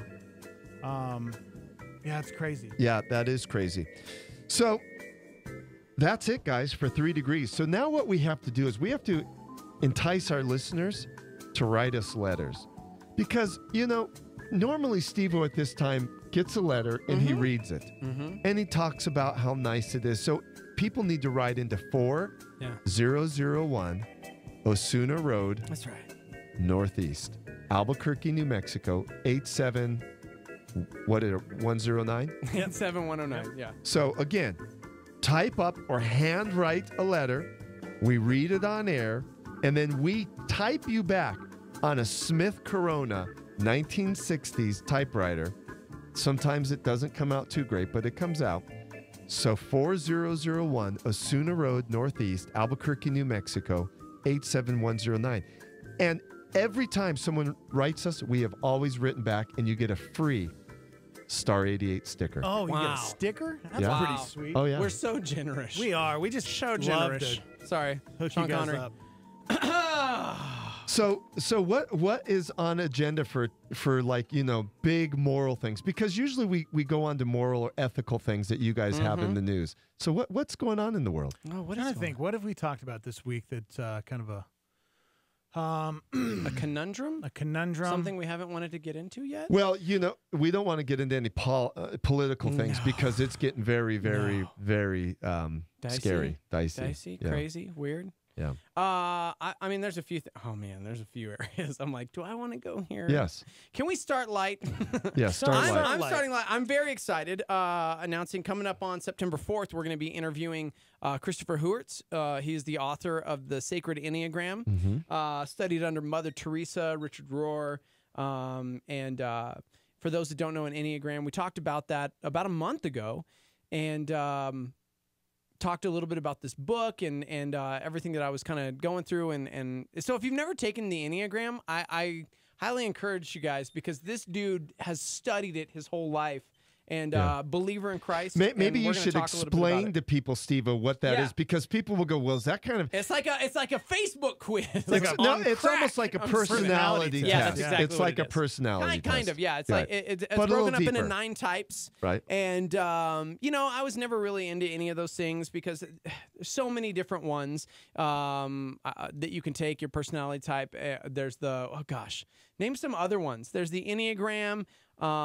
There's the Zodiac. Rogers and Hammerstein. The Zodiac. There's a bunch of different ones. Yeah. And this one breaks it down into 9 different types. And I took it about a year ago. A friend of mine was like, dude, you should try this. You should check this out. And I took it and I was like, whoa, that's pretty crazy. And then I just kind of put it aside and didn't really think about it again for a little while. And then picked it back up because I started to remember some of those things that it was talking about and was like, man, why do I have certain tendencies to respond to certain people in a certain way? And why do I, and got really back, quote unquote, into it, I guess. And so this author, really rad dude, going to be on the show with us, hanging out, friend of a friend. So really looking forward to that time. You got to hang out with him. Yeah, I remember when Stephen Christian brought him to my office. He happened to be in town, and Stephen just brought him, and we hung out and chatted for a while and talked about authors we like and individuals such as that. So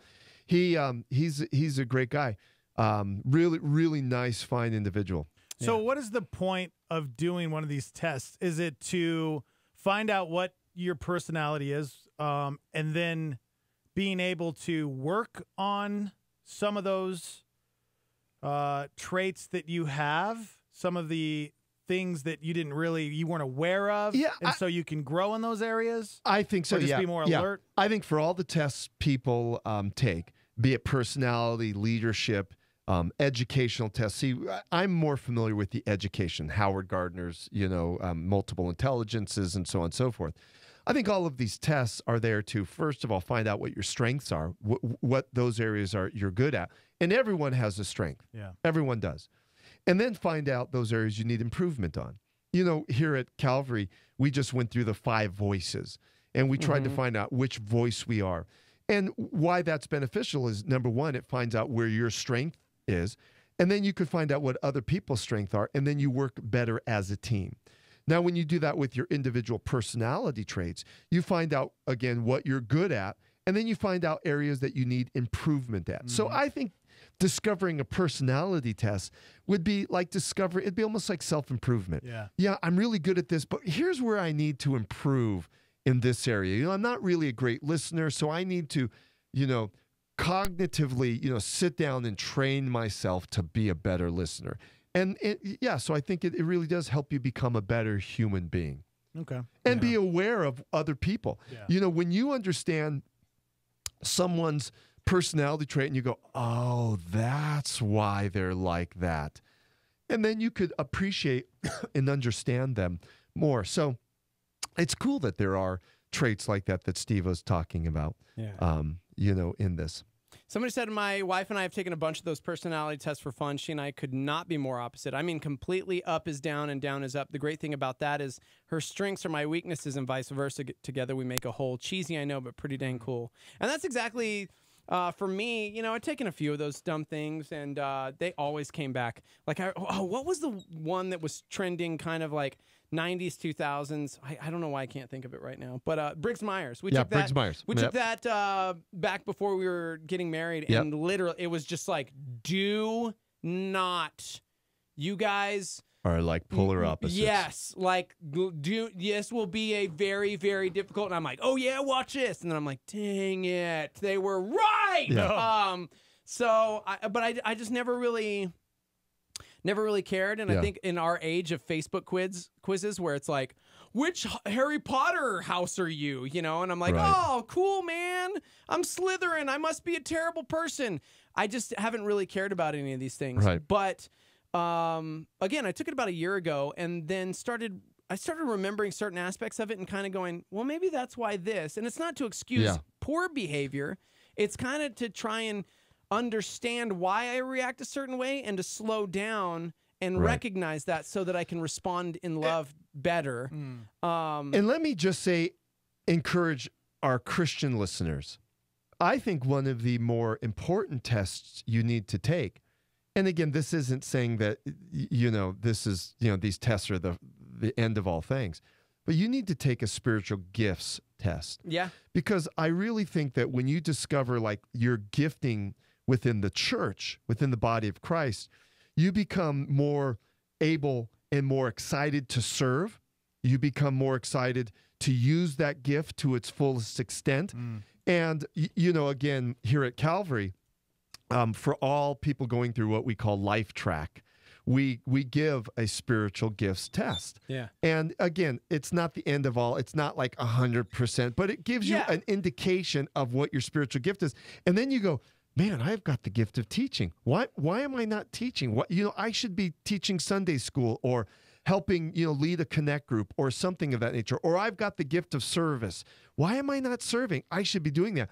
And because when you're serving within what God's gifted you with, I think you'll have greater fulfillment as a person. Yeah, and I do think sometimes we can take these things. I'm glad there's got to be a balance. Sometimes we can take these things and then pigeonhole ourselves and go, "This is me." Right. However, on the flip side, I think that's why I gravitated to it in a sense that I was listening to a podcast. A friend of mine, Ryan, he's got a band called Sleeping at Last, and he's going through all 9 types, and he's writing songs about it. And he had this Chris guy on his podcast, and that's where I kind of discovered this Chris dude. And my type is type 4, and I'm like, okay, well, I'll check it out. And so I jumped onto this podcast, and I was driving to work, and I'm not even being funny. I think I told this story last time. I had to pull over my car on Paseo because I didn't want to wreck my car because I was crying. Steve, you cry all the time. I do, but guess what? That's a type 4 anyway. So I was like, dang, dude, this is like kind of nailing some of the more vulnerable aspects of me that I don't like to talk about. But Steve, and this guy's never met me. Here's the thing, Steve. You were supposed to give Dex and I the link to the quiz, and we were supposed to talk about our parts. Well, good news. You can still do that because he's not going to be on the show till September 4th. So there's some time. Okay, so how about you send us the link? Yeah. Dex and I take I think I took the quiz. test. Is that the same and then one we that- talk about we talk about like Some are better than what it others. what it showed about our personalities and our characteristics. And again, don't allow it to pigeonhole you because I think it can help you. It can be a good resource to go, oh, possibly this is why. But I mean, just like all the books we've been reading here, like all of them, the voices, and all of those. It's like, that can kind of show me some things, but it's not gospel. So it's like I'm still a very unique individual that has different quirks and traits. So you've now set for the second half of next week's program. Of course we'll do our 3 degrees, but then the second half we're going to talk about these things. We're going to all take the test in this room. Yeah. And then we're going to discuss them, like if it describes us or not. But, okay. But another thing we need to talk about, guys, and I know it's not a popular thing to talk about in the news, because usually this is where we talk about things in the news. No, we already said we're not going to talk about the president. Good. But this one relates to the church. And we do need to address that within the church right now, there is a lot of judgment, if you will, going on, be it the Roman Catholic Church or in the evangelical church, of people abusing their power to abuse either children, women, or men. Yeah. And this is something I think the church does need to wake up to. And, when you say 1,000 priests in Pennsylvania alone, or 1,000 people, what was it? Was it 1,000 people or 1,000 priests? I think it's 1,000 people affected by priests. And you just kind of brushed it under the carpet. That is not good. And then, of course, more hitting home, in the evangelical church, Bill Hybels. And, all these guys who have been now not indicted in that they've gone to prison or anything, but their churches have basically started to unwind because of these things. We need to be a people who are serious about living holy lives. In your opinion, what do you think the Catholic Church or the Pope can do to stop this from happening? Because it's been going on for so long. When I think about it, I wonder if you're telling these priests that they're not allowed to get married or have sex again, right? And do you think by doing that, that is having the opposite effect where... Yeah, but that's on the human, man. Yeah. Because they know that going into it. You know, like I agree with you. I think that's exactly. I mean, it's like that is an added human pressure. Yeah. That is not a biblical. Well, if you're going to do this, then you need to. That is definitely a church mandate, not a God mandate, and they're placing that upon that burden upon them. Exactly. And I do think that has something to do with it. However, on the flip side, like talking about, Chrissy and I and taking the Briggs-Myers test and looking at it ahead of time and going, this is going to be a very difficult relationship. Yeah, I'm up for it. And some days I'm so not up for it. Yeah. It's hard. We are so polarly opposite, but that's what I signed up for. And these priests, that's what they signed up for. Right. In the name of God. Yeah, and the thing is, and you're right, but I agree with Steve-O, this is a church tradition that they've imposed upon these people. I think that if they were to look at it more from a biblical standpoint, not a tradition standpoint, but a biblical standpoint, and say, listen, some priests or some pastors don't have the gift of celibacy. So we need to recognize that within our church and allow priests who don't have the gift of celibacy to remain married. Now, let's be honest. The Bible clearly talks, and Jesus and Paul talked about celibacy. And that Paul says, hey, it's better if some of you not to marry. Paul was an advocate of saying, hey, if you have the gift of celibacy, then use that gift because you will get so much more accomplished in your ministry because it's just you and God, essentially. Yeah. But I think the church, the Roman Catholic Church, and it's not anytime coming soon, but I think they need to step back and go, listen, we need to recognize the biblical mandate that celibacy is a gift and it's something important, and the Bible does talk about it, but it's a gift for certain people. Not all people have that. So some priests who don't have that gift, they need to, get married and then serve their church and serve their flock with their family. And here's the thing. Let's pull it away from just the church, because I'm sure there are those within the church or those away from the church who would go, ha-ha, right? Like there are those that I have friends who aren't believers who immediately go, see, hypocrites, bro. All you guys are hypocrites. And I'm going, yeah, have you not been listening? I am a broken, stupid sinner. That is exactly why Jesus came, right? So the Me Too movement has been huge. I mean, and it's these women coming forward and saying, hey, I was raped. I was sexually assaulted. I was this, I was that, the other. And we need to take a look at it. And it's like, yes, we do. Yes, we do. And I am not diminishing that in any way, shape, or form, because yes, we do. It's been despicable and disgusting what men in power have done with their position to force themselves upon a female. And it's like, man, just give me 5 minutes alone with these dudes. One of them recently has kind of tainted the Me Too movement in that Asia Argento, I don't know if you guys have been following this. Yeah, she assaulted a young man. She was one of the first to come forward along with Rose McGowan and say, hey, Harvey Weinstein sexually assaulted me. I mean, she was one of the loudest voices. And then all of a sudden some kind of weird shenanigan stuff started happening, and come to find out, I mean, it's like, for those that aren't following along in the news, it's like everyone, whether it's TMZ, all these different news outlets are going, hey, man, well, what about this? And all of a sudden, photos started surfacing. She was a part of a production with this kid who at the time was 17 years old.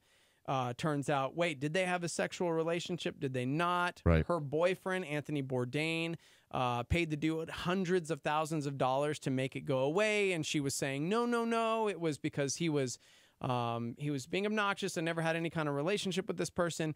And then it comes out that, yes, she had intercourse with this dude who then at the time was underage, and now she's backpedaling again and going, well, I didn't know he was 17 at the time. It was kind of weird. And no, but the more she fights it, the more like, here's a photo of them in bed, and so all that I'm bringing this up solely for the purpose that it's not just a Roman Catholic Church thing. It is a human being thing. This is an advocate. This is a woman who came out and was a loud advocate for the Time's Up Me Too movement, who was assaulted by Harvey Weinstein. And then all of a sudden today it's like, oh, we got to hush on her because it turns out she slept with a 17-year-old, and he didn't want to necessarily, and now sexual abuse claim, this and that, and how do we hush this? And so it's not a church thing. Right, that you just stole my thunder. What I was going to come around to is saying that though people are focusing in on the church, and exactly as Steve said, hypocrites and so on and so forth,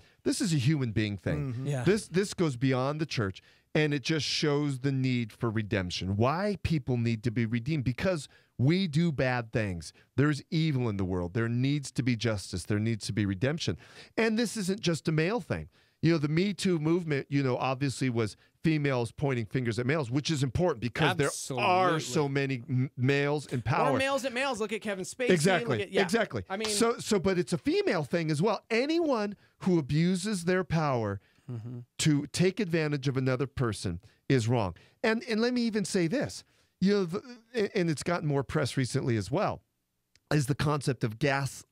You guys have heard of this, gas lamping, where the concept of, you've done wrong, but you're so manipulative and use so much kind of psychology, you turn it on that person and you make that person like they're wrong. So though it may not be as a strong, using your power to demean or put people down, gas lamping is a more subtle way of doing it. So there are those individuals that do that on a regular basis. Try to take the spotlight off of yourself. Well, they know they're in the wrong, but they try to turn it and make it seem like you're the one in the wrong. Gotcha. Or they try to offset you. They try to put you off in a situation where you're, rather than treating you as a human being with respect and kindness and gentleness to be Christ-like, what they do is they try to just put you off, make you stumble, and then make it seem like it's your fault when it's really their fault. So there are different levels of this manipulation and power broking. And a lot of times it comes just down to you're entitled. And Steve-O, that's why you're so right. Why Christ came. Dude, and it's yet another reason for those of us, as you mentioned, taking your spiritual gifts test, to be very cautious that we walk gently and with discernment when approaching even the thought of working in ministry. Because, man, alive. It's difficult. Yeah, I've read some recent both World Magazine and Christianity Today magazines. They're just really, taking various angles on this Me Too movement, obviously. But they're also just looking at, what have we done, particularly here in American church, where we've made pastors rock stars and people are getting into the ministry, not because they really love people or want to minister, but they've done it because it's a platform for them for, fame or power or book sales and all of this type of stuff. And Steve, you're so right. We as individuals have to come back to the core and go, wow, Lord, what is it that you've called me to? What are my giftings, and how am I to utilize those gifts within the body of Christ? And we also have to realize that, the body of Christ is not a stepping stone for my fame or for my power, but it's for God's glory. Remember last week we talked about, though I don't always agree with Charles Finney, he said something like, good sermons, praise the preacher. Great sermons praise the Savior. And I would say that's true in our lives. Great lives, good lives, hey, look what I've done, look what I've accomplished. They point to you. Great lives point to Christ. Amen, dude. That's good. Really good. I love this hour so much. It's a good, good man. hour, yo. It's good. It's a good hour, but it's coming to an end, guys. So it's one of those things that the hour flies by. I know. All right, well, I will get you both get the the Enneagram test, because next week after we do 3 degrees, in the second half, we're going to be talking about what we are on these tests in preparation for our guests. Yeah, perfect. All right, here we go. I love it. Brad Nixon, everybody. Thanks, gents. Thanks for coming in, man. That's a good hour. Yeah, if you missed My the pleasure. hour, it'll be on demand for you. Facebook Live.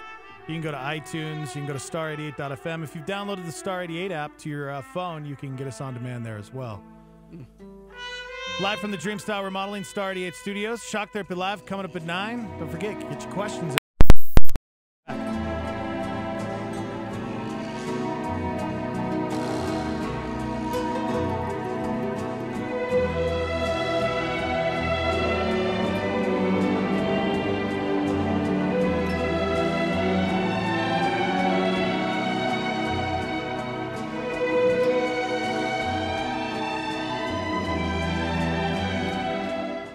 Tony Evans. This is a Star 88 Supernova. Let me tell you why sheep need shepherds. Sheep need shepherds because sheep are among the dumbest, most stupid, among the most ignorant of all of God's creation. I was talking to a gentleman one day who runs a sheep farm, and he was telling me how utterly stupid sheep are. He was explaining to me that one sheep will begin going and walking around in a circle. The other sheep will follow it. The leader is going nowhere, and the followers are going nowhere.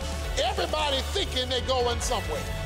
That was Pastor Tony Evans on a Star 88 Supernova. Hi, I'm Todd Nettleton, and this is the Voice of the Martyrs Radio. Nemrut knew that converting to Christianity would not be easy. For Kurds like him, Islam was an integral part of their society and culture. His family cut him off. He lost his job in the military and was threatened with violence. He found work as a freelance merchant, moving goods across the Iraqi border into Iran. Then one day, Nemrut spotted an opportunity. He loaded the nooks and crannies of his truck with Bibles. And for the next 10 years, he personally managed to smuggle over 310,000 copies into Iran. Pray with me that God would create inroads for his word in restricted nations by any means necessary. I will not let my brothers and sisters suffer in silence, nor will I let them serve alone. To join me in prayer for persecuted Christians, go to vomradio.net.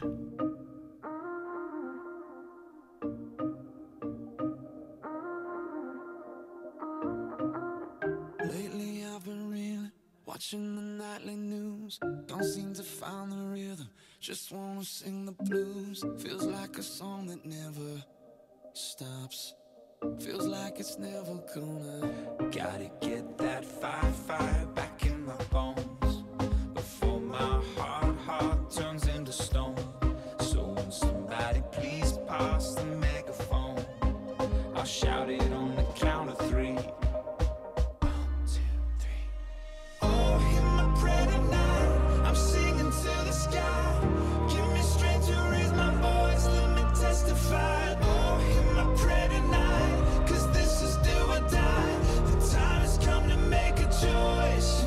Choose. Let it move, let it move, let it move. Yeah, I choose. Let it move you, let it move, let it move. Yeah, back when I was younger, my eyes were full of life. But now that I am older, I live at the speed of light. Feels like the cycle never stops. Feels like it's never gonna. Gotta get that fire back in my bones before my heart turns into stone. So when somebody please pass the megaphone, I'll shout it on the count of 3. 1, 2, 3. Oh, hear my prayer tonight. I'm singing to the sky. Give me strength to raise my voice. Let me testify. Oh, hear my prayer tonight. 'Cause this is do or die. The time has come to make a choice, and I choose. Let it move, let it move, let it move. Yeah, I choose. Let it move you, let it move, let it move. Though I walk through the valley in the shadow of night, or with you by my side, I'm stepping into the light. I choose. Let it move you, let it move, let it move.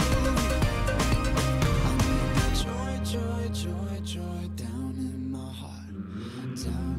heart to stay. I need that joy down in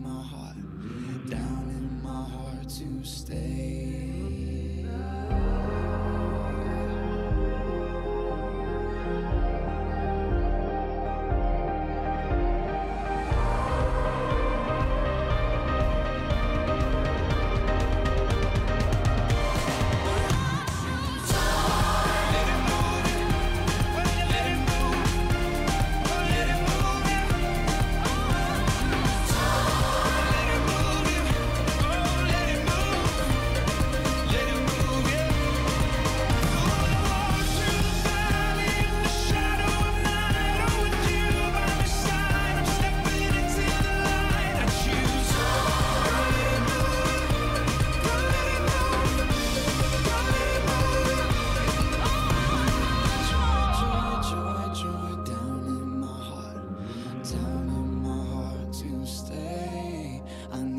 Joy, joy, joy, joy down in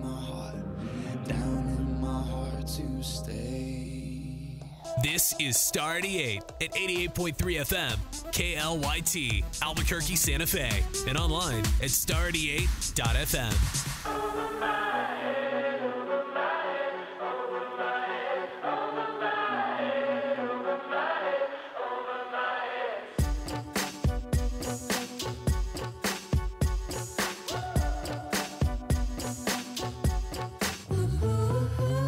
There's only static on TV in this hotel room.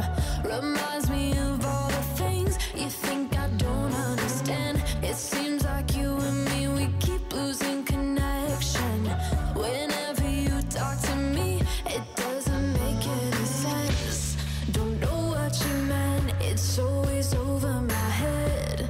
Yeah, over my head. Yeah, it's so over my head, over my head, over my head, over my head, over my head, over my head. Is it too late, too far gone to fix this? Over my head, over my head, over my head, over my head.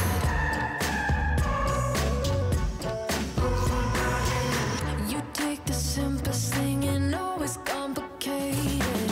Talking in circles got me dizzy like a merry-go-round. It shouldn't be so hard to have a conversation. I'm sick of fighting with your ego, I wish you would admit. But I don't understand, it's always over my head. Yeah, over my head. Yeah, it's so over my head, over my head, over my head, over my head, over my head, over my head. Is it too late, too far gone to fix this? Over my head, over my head, over my head, over my head. So tell me all the things that you are thinking. Tell me what it is that I am missing. Don't want this to slip out through our hands. Don't want this to go over my head, over my head, over my head, over my head, over my head, over my head. Is it too late, too far gone to fix this? Over my head, over my head, over my head, over my head, over my head, over my head, over my head, over my head, over my head. Is it too late, too far gone to fix this? Over my head, over my head, over my head, over my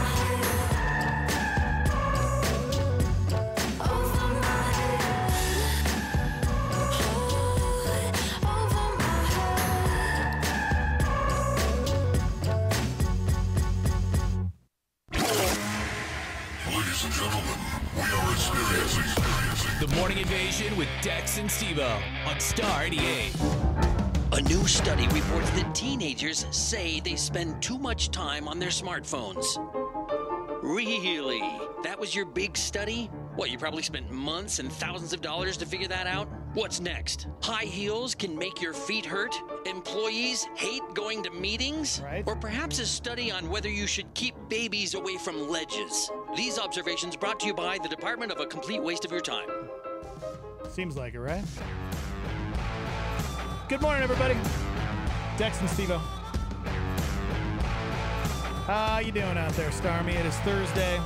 Shock Therapy Live coming up at 9 with Pastor Nate Heitzig, Janae. Questions, you can start sending those in. Studio at star88.fm. You can email us, you can text them in, you can call us when we kick off the hour. We're on Facebook and YouTube Live at Star88FM, and you can watch and hang out and send in your questions there. Just be a part of the show. If you're struggling with something, let's do it. Definitely not a theology hour or stump the pastor questions. No, it's An hour where we dip into your lives and try to help you with some of the issues you're facing in your life. So you can be completely anonymous. What's that live line number to text in? 505-585-LIVE. That's 505-585-5483. Beautiful. Big shout out to our friend Nicole Myers, celebrating a birthday today. Yes. Mrs. Myers. She's 23, guys. Just beautiful. Happy birthday.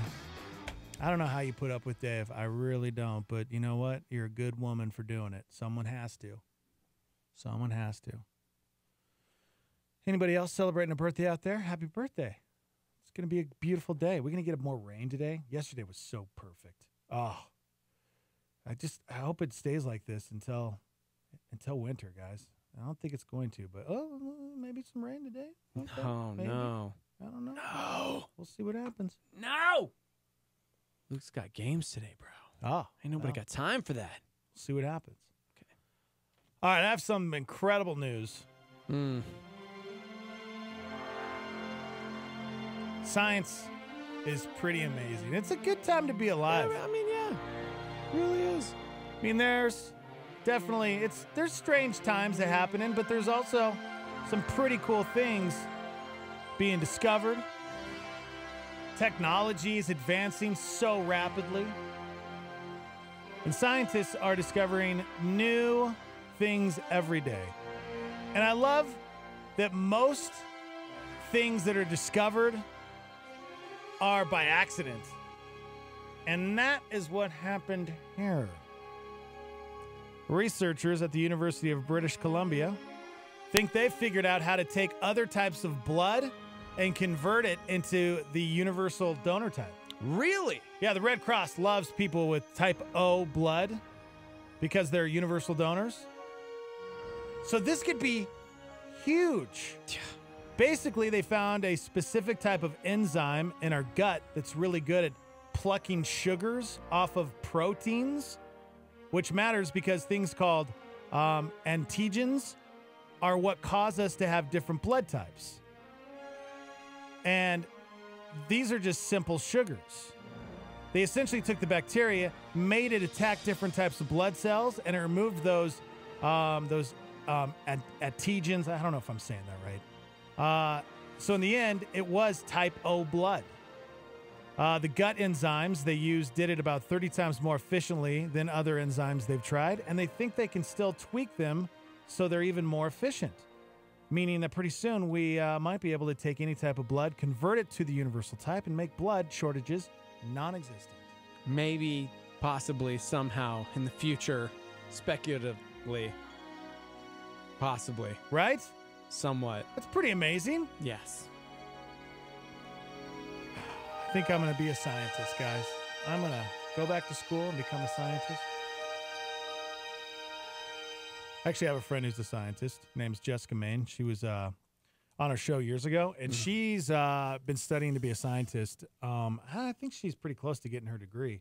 And she said it's one of those careers where you would think you make, I guess it depends on what type of scientist you are, but most scientists, they don't make what you would think they would make as far as you'd think they'd make quite a bit of money. Yeah. Not really. A lot of schooling.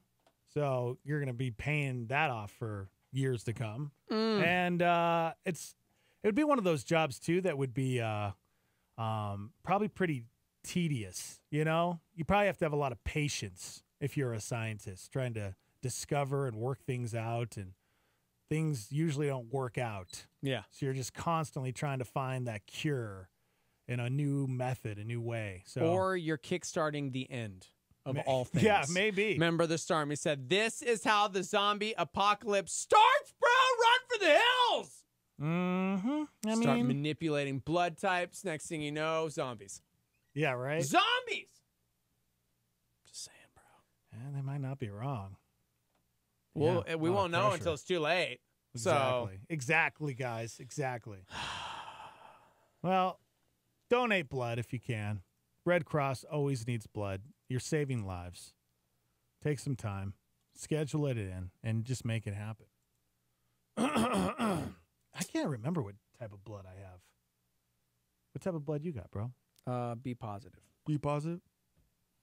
Does it says that on your say it on your birth certificate? Where do you find that information at? It's totally on your driver's license and your debit card. You can have that put on there if you're an organ donor. Let's see. If I Yeah, have it on there. totally. Yeah, just look through it. You'll notice it. It's there. I just saw mine. I'm a donor, but it doesn't have my blood type on it. It should. It should be right there next to it. Mine's right there next to it. Yeah, mine's not on there. Weird. Look on the back. It might be on the back. Yeah, not on there. Yeah, sorry, dude.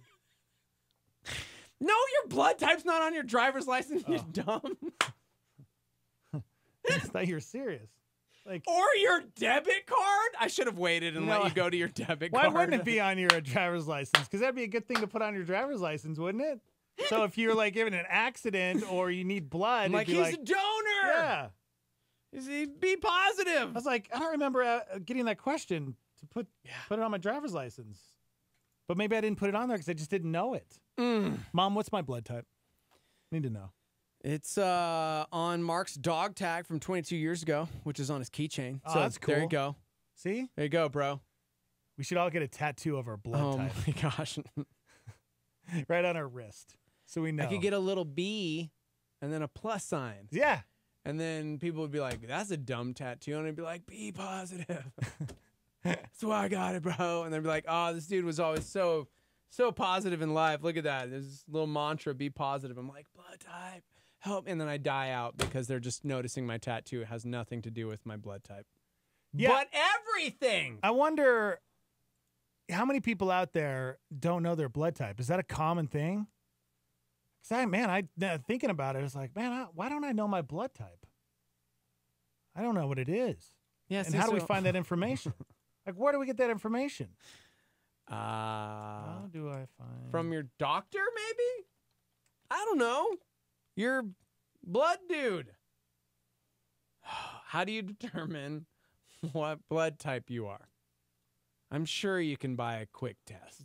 First, mix the patient's blood with 3 different... What? Okay. I need to find 3 other people and mix my blood in with theirs? Dude, Dr. Brand didn't know until last year when she donated blood, so you're not alone in the world, my friend. Next hour, what's your favorite blood type? Thanks, Mark. What's the rarest blood type in the world? What is it? Let's see. The American Red Cross says the rarest is AB negative. Oh. 1% of the Caucasians and African Americans, it is even rarer. B negative and O negative are also very rare. Okay. Man, what if I have rare blood, dude? Rare blood? Yeah, what if I have could rare blood? Sell it. I'll sell that. No, dummy. What is the golden blood type? What is the golden blood type? That's because the surface of our blood cells are coated with. Okay, yeah. Well, what kind is it? RH system, making it the golden blood system. See, it's too complicated. I don't know. Oh, okay. Doesn't really say. Well, Looper's like, dude, I need to make really good friends with Steve-O so I can have his blood because that's my type as well. I'll give you my blood, buddy. You will? Not you. Oh. Looper. We're the same blood type. What's the rarest hair type? Black. Black, huh? Blonde. No. Blonde. Oh, ginger. Ginger. Red. That's right. Jeez. Oh, man. Now we're going into like weird conspiracy theories. Most people don't know their blood type until they donate blood or have had a transfusion. It used to be required for marriage license, but no longer is that a thing. Okay. So, yeah. And a lot of people are saying the same thing. I didn't know mine until I started donating blood. Now, here's a weird one. I want to like yell at B-Nix. B-Nix!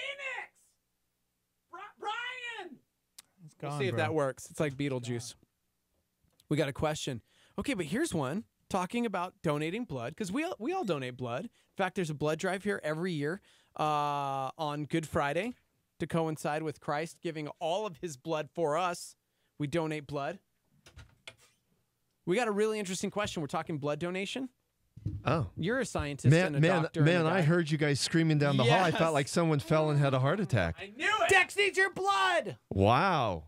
I thought it was serious, but I mean, I guess this is a serious question. You Yes, scared this is me a serious there, que- Steve. I'm sorry. I just wanted to prepare you. Okay. Because we're talking blood donation, but somebody Yep. said, okay, a step further, because on my driver's license, it says organ donor. Boom, heart. Heck yeah, I'm an organ donor. Yeah. But somebody's chiming in going, well, wait, what's your opinion on being an organ donor? Because my mom is adamantly against it because of all the conspiracies surrounding it. How they have to take organs while you're still alive, about your organs being in someone else's body, biblical ramifications of that. Have you heard anything on the negative aspect of being? Because, like, here's the thing. If I die, all right, let's say I die, and I donate my heart to somebody. Well, we all know they have Jesus. Jesus lives They in my will heart. have Jesus automatically in their heart. If my heart is donated to an atheist, will they automatically get into heaven because They will be Jesus Christians. now lives in their heart No. via my heart? I'm Well, just being I'm being if really you're being stupid. facetious. But here's the thing. There is controversy. I mean, on a broader level, the controversy surrounding that in reality there is human harvesting. A lot of the murders that do happen around the world are for harvesting of body parts, be it livers or kidneys or you hearts. wake up in a bathtub.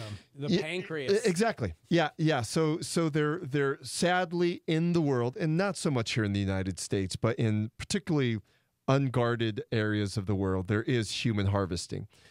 That aside, is someone here in the United States who dies, who's an organ donor, going to get their body parts put on the black market and sold to some billionaire in China?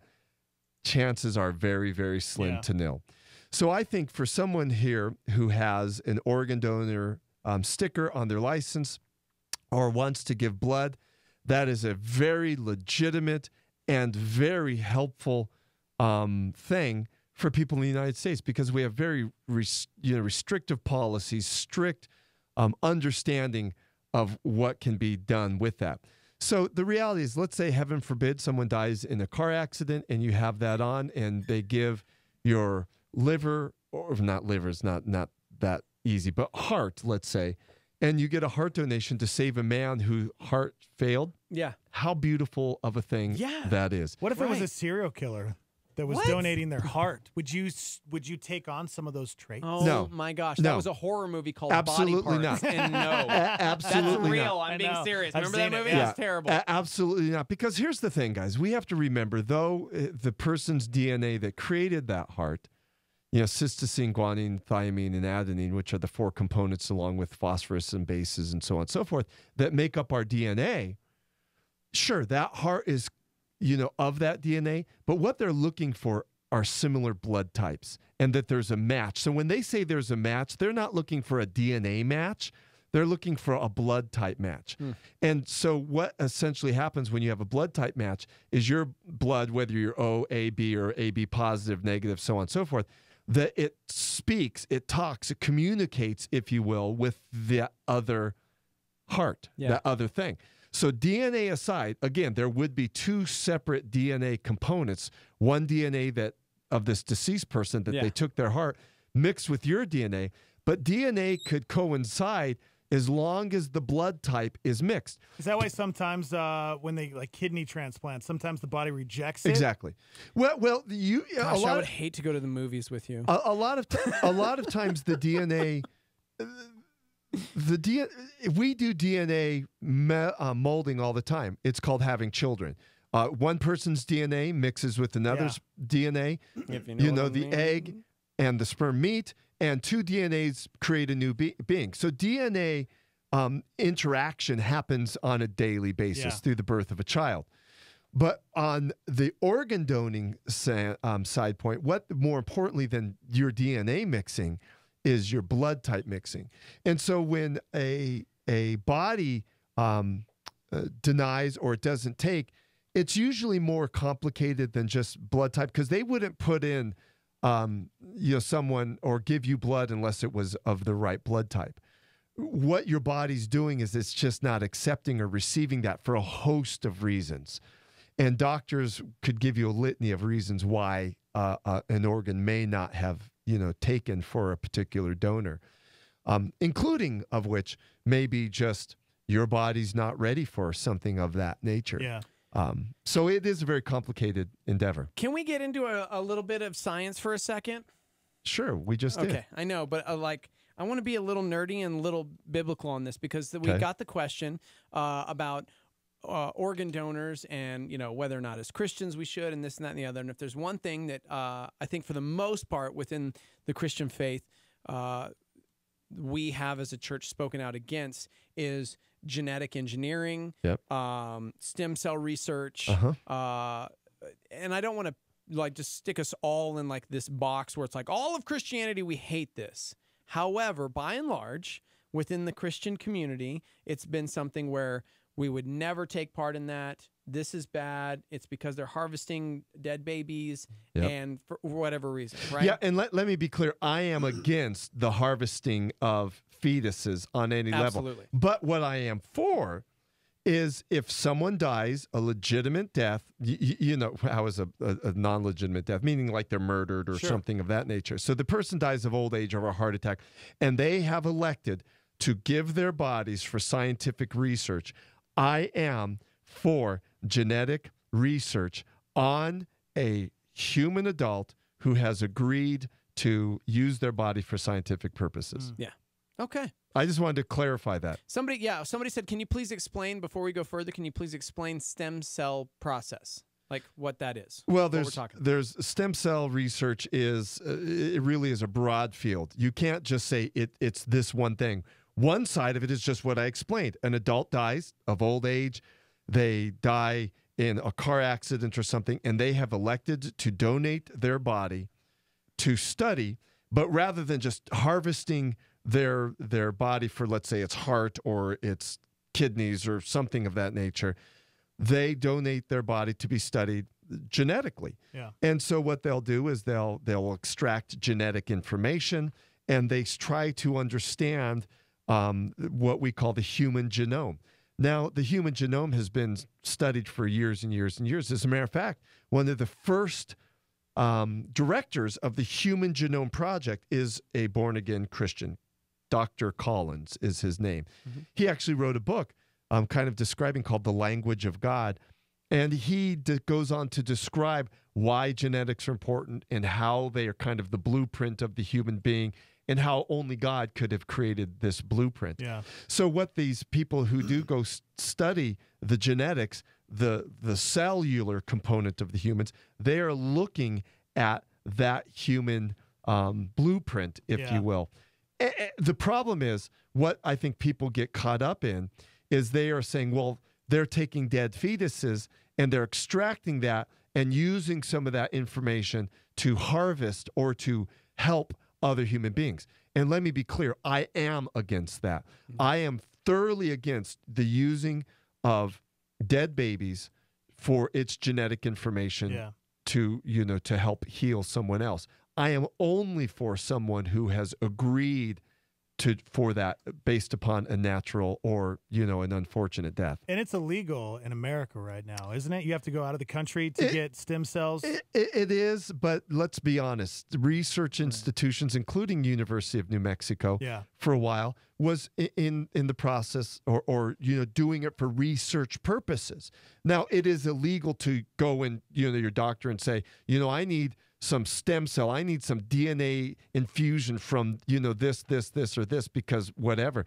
You can't do that yet. But that's not to say in the future you won't be able to. Yeah, I heard Mel Gibson was talking about his father who's pushing 100. Yep. And he went to, I can't remember which country it was, but he got stem cells put into his body because he wasn't able to walk. He was at a point where he couldn't walk anymore. He got a stem cell treatment. He can walk. Yeah. He's like a completely different person now. Yeah, the bottom line is it's amazing. He's a symbiote. He's a symbiote. Yeah, but what it is you're extracting genetic information, be it for your muscle, things, be it for whatever it is. Injury. You're extracting DNA information and you're then putting it in, a body. So what it is, it's basically like organ donations, but on a very microscopic level. You're taking a different part of a human being and then implementing it in a person. Topic for the hour. If you could have anyone's DNA, who would you want infused? No, okay. Brad all right. Pitt. No, okay, okay. No, yeah. no. Brian I'm just Nixon. kidding. Yeah, No, but yeah. the reason I brought that up is because I was reading an article in Relevant Magazine that Yep. was talking about how, of course, we as Christians are, by and large, opposed to any type of genetic engineering whatsoever. See, I'm not. Of animals in order to benefit humans. So when it comes to like any kind of bioengineering, I'm not against it. So- and here, let me tell you why I'm not against. Again, thoughtful, ethically monitored bioengineering or genetic engineering. Now, like anything, it can get in the wrong hands and be used for evil purposes. Sure. That's like how every horror movie starts. Well, look, anything. I mean, look at quantum physics and nuclear physics. You know, we made bombs that killed hundreds of thousands of people. But here's the point: if it's monitored correctly and properly with strict guidelines, it can be very beneficial. Because let's say you go in for your genetic, and I speak as someone who has buried a child with a syndrome. Right. You know, so this isn't just theoretical for me. This is real, talk. So let's say, and by the way, they did do, sonogram and testing when Melanie and I were having childs. But let's say Riley, who was the boy that we buried and such. Let's say they came in and said, we discovered that his Potter syndrome can be fixed through some genetic engineering in the womb. Would you go for this? I would say yes. Yeah. Because, why I would want that is because I would want Riley to have the opportunity to grow into the person that God, that maybe he could have, turned into. Sure. Yeah. So, but I would want those stipulations to be very regulated, meaning I wouldn't want them to go get a dead baby or a fetus's information and infuse it in him. I would want them to be able to correct it through the right legal, means. Process. So, so when Riley was born and he had Potter syndrome, I didn't even know what Potter syndrome was. Basically, he had kidney issues. He had a lot of different issues. Potters, they're either born without one or both kidneys, but he had a host of other things than just Potter syndrome. But if they were to say, hey, we're detecting he has Potter syndrome, but through some, a test or, some surgery, we could genetically fix this so he could actually start growing kidneys, I'd be like, let's do it. Now, obviously, Melanie, my wife, would have had to say, yeah, I want to go through the surgery. Yeah. But the point is, I would have said genetic engineering in this case is very, it's a feasible thing. But in all cases of saying we only want, a certain race of people, like the, Nazis were trying to do. Of course, Nazis were trying to do this genetic engineering to make superhuman races. We only want white, blonde-haired, blue-eyed, Caucasian, superhuman race. That's what we want. I would be so opposed to that because it's not biblical. Yeah. God made a diverse world. Look at the flowers. Look at the animals. Look at, the different types of grasses and trees. And look at the different types of people he made. Yeah. Or, he instituted. So I wouldn't want this a uniformity, but to celebrate the diversity that God has created in nature. UNM Cancer Center actually chimed in because they harvest stem cells from the patient. Yeah. You can harvest your own stem cells for the treatment of blood cancers. Yep. And they do that here at UNM Yeah, Cancer Center. and I am so supportive of that. And again, and I know a lot of Christians, but here's the reality. God created a fabulous mechanism called the human body. Yeah. And I believe in science and in medicine, so much can be cured and healed, not only from nature, which a lot of our medicines we do derive, we get ideas from the natural world, but our own body has its way. It's unbelievable how our body could heal itself. Oh man, I never even realized until I started going to Dr. Brand, like on a muscular level, how fascinating our bodies can be and how they can heal and how they So I support UNM.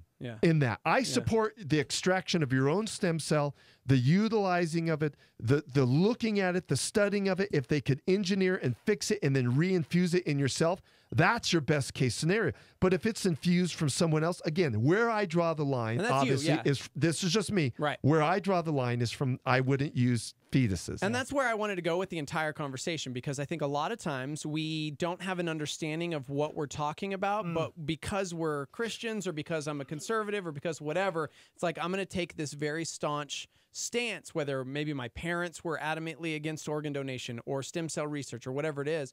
If we don't have an understanding of what it is and how we really feel about it, we can't give an educated answer to it. Because I'm reading this article, and Pew Research Center was going, all right, let's interview, let's ask these questions of Christians, of Catholics, let's get their understanding or their By the thoughts. way, the Catholics and Christians, Catholics are Christian. Yeah, right? I know. Okay, sorry. Evangelicals there you go. And Catholics. There you go. And so Pew Research Center announced last week that 7 in 10 Americans who consider themselves evangelicals and or Christians are Catholics. You get an uptick in Catholicism. Though they were adamantly opposed to genetic engineering of animals in order to benefit humans, 69% of evangelicals and 75% of Catholics supported the idea of engineering mosquitoes to in turn limit the reproduction of mosquitoes to slow the spread of disease like malaria and Zika, because that benefits a human being and they're just mosquitoes. Yeah. And then somebody else chimed in and said, what about genetic engineering of puppies? We see this all the time so that you get a smaller, cuter, whatever version of a puppy. We're doing this all the time. We do it all the time. We have no problem with these things. As a matter of fact, you go back to Mendel himself. He was one of the first guys, and he worked with pea pods. And he, through a natural means of genetic manipulation, he's one of the fathers of genetics, and he was a priest. And Mendel went and he blended two different genetic variations, and he created what we'd call new strands or strains of peas. People do it all the time with dogs. They take a big dog, a small dog, they interbreed them. Right. That is a form of genetic manipulation. Right. So all scientists and doctors are doing is they're, cutting the years and years and years that it takes to build a new breed, and they are trying to fine-tune some of this to help human beings. Right. Again, I think there is a lot of positive things in genetic studies. As a matter of fact, I think that is where the frontier of science is going to be, in genetic engineering and genetic such. But again, we have to have strict regulations. I am not for, and by the way, you will get crazy people who will want to genetic manipulate a superhuman race. Hitler wanted to do it, but he wanted to do it like Mendel did it with peas. Or Thanos. Yeah, exactly. So there are people out there that will want to do this, and we have to fight against that tooth and nail, because that is a manipulation and an evil manipulation of something that could be good. And so this person that chimed in from UNM, it's awesome. We need to celebrate science. Christians should not be enemies of science. Right. Because remember, guys, when all's said and done, God wrote 2 books, did he not? Right. One book, he inspired men and women to, write down the Bible. Mm-hmm. And God also wrote the book of creation. And those 2 books will not contradict one another. Right. Why? Because it's the same author. And so what God has written in nature should be supported in Scripture and vice versa. Right. And so there will not be a contradiction between the two. And so we do not have to be afraid of science. That's why I'm glad we're talking about science is our friend. Right. Not only because I taught science and I know it maybe more than your average Christian in the pew, but we need to see science as a friend. But we always have to have the moral compass of the Scripture when looking at science. Yeah. We don't want science, like anything else, to run rampant and to become abusive. And that's why a lot of people always go, you're just a tree hugger, Brian. You're just an environmentalist. But you're not, because you want to kill animals to help humans. You just said it. Here's what I'm saying. I am an environmentalist because I see the environment is part of God's written word. Just like I want to support and sustain Scripture, one book, I want to support and sustain God's other book, His Natural World. So these are gifts from God, the trees and flowers and bees and so on and so forth. However, I also recognize that as humans and animals, death is part of the process. So if someone dies and wants to donate their body, or you as a living person want to go in and get some of your stem cell extracted for research and study and understanding, more power to you, because I do believe that within guidelines, we can be really more effective in the use of our health and science. Do you have to be dead to extract stem cells? No. Could I give stem cells to Steve-O's back? We literally just said you and him harvest stem cells from a human to give to sure. You could do that. Just like you could harvest. Give me your stem cells? Yeah, dude, I'll in your back. Yeah, you want? You can do that. You can do that. I mean, I don't think that's legal here, but we can go to Mexico or something. Oh my gosh, I don't think I want to go to Mexico for sadly, that is one of the places where a lot of harvesting took place. Yeah. Okay. Yeah. Man. Canada, I'm sure. Maybe. Okay. Yeah. Well, I'm just saying. I'm glad we're talking about it though, because it does bring up what we believe and why we believe it. Because again, going back to this article, back in the day, 20, 30 years ago, they're looking at the research and it was like 8 out of 10 Christians or evangelicals, Catholics were adamantly against any type of research in this field. And now it's gone down to 30, 40%. And is it because of a better knowledge of it, or is it because, you know what I mean? Like, but I don't know. Or have we just gone astray and said, whatever? Because on the flip side, somebody asked this very real question. We're talking about the fact. We started with organ donation. A friend chimed in, Aaron, on YouTube and said, dude, a good friend of mine died from a brain tumor a couple years ago. He was an organ donor. His choice saved 7 lives. Yeah. Being We an saw organ that donor. with Double J's child. So we see that with adults, right. Yeah. And Double J's son, who was not an adult, who was a child. Yep. So a very real question, like, hey, I'm a born-again Christian. Yep. I have a hard time differentiating. Why would we be okay with an adult doing this, but we are not okay when it comes to fetuses? We're talking about a human being, and so it's like it's a negative harvesting from a baby or is it an aborted baby? Is that is that where we draw the line, or what? What are we talking about here? That's why I'm wondering, because it's like, well, it's okay for a grown-up. The ethics of it, to me, are broad, and honestly, it would take us all morning long, and I don't have all. Let's just blow out the I morning. don't have all morning. I've got to get over to the school. But it would take us all morning long, and it's a huge ethical problem. Okay. And it's multifaceted. There's the physicality of it, meaning, the human, what we could feel, touch, and see. And then there's the metaphysical part of it, that which is of soul, of spirit and such, and free will. Yeah. So as the adult would give. Exactly. Like give of themselves, saying, I am choosing this freely. Exactly. The child did not have a choice. Exactly. So there's different, and again, I'm not here to unpack it all. But there's a physical and a metaphysical aspect when you're looking at the ethics of this. So physically, could you do it for an aborted baby or a non-aborted baby? Scientifically, does it all make sense? Sure. I mean, scientifically, you could take an aborted baby or a baby that died in stillbirth or something and do the exact same thing scientifically. So physically, you could say it's on an even level. But then that's where you have to come in and say, metaphysically, what is the ethical, or what we would say informed by a biblical understanding of that? And a lot of it does come down to free will.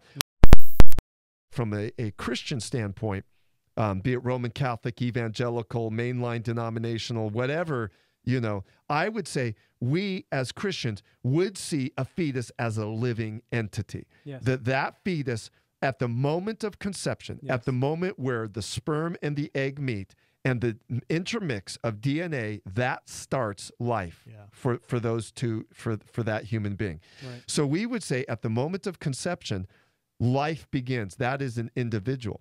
Now, where the argument goes is into personhood, and are they really a person? Has their person developed, and all this?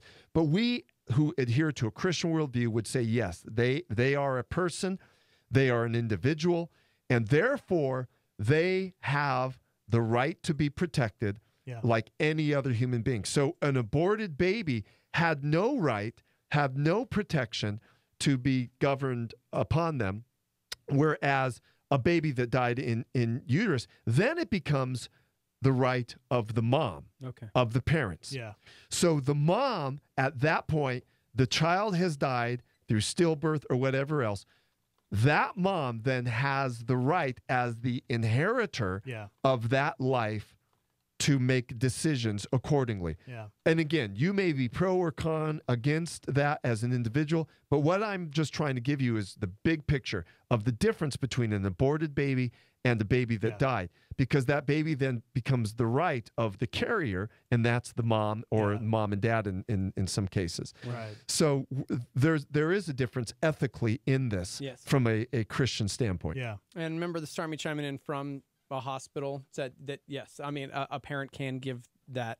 They have the right to say, hey, yes, exactly. use this for exactly. And use then, my child. And then what I would say to that parent, to that family, that is between you and the Lord. Yeah. That is where you have to make a cogent decision as someone who is a thinking adult who could, work with their pastors, work with their people and say, I'm making this decision to save another life.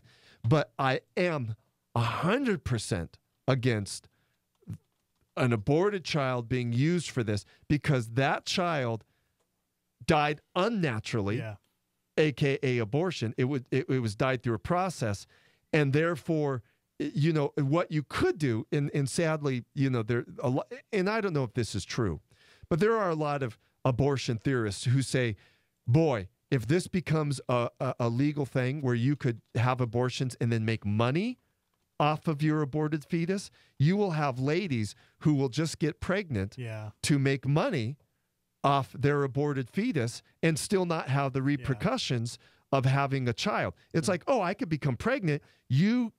I'll have the abortion, and you will give me how much money for this? Yeah. So that's why I'm saying we have to regulate all of this, because it's a much bigger it's a conversation. huge conversation, which I don't have time we to got unpack. like 15 minutes. You got it. No, you can do no, this. guys, Let's I have to be at the school You're in the 3 minutes. principal. You can I have to be. Thank you, I man. take my job seriously, you do. guys. Thank you so much. I will be over there, but I'm sure this has opened up a can of worms that we would need to address this on so many levels. It's interesting because we always talk about how the word never returns void. And this morning, in conversation about something entirely different, we were talking about Acts 17, verse 11, how the Bereans were of more noble character than those in Thessalonica, for they received the message with great eagerness and examined the scriptures every day to see if what Paul said was true. And that was kind of something we talked about on a wholly different subject in the 6 o'clock hour, but I feel like it's come back around here because a lot of times we as Christians will just take hot topics of the day and base our opinion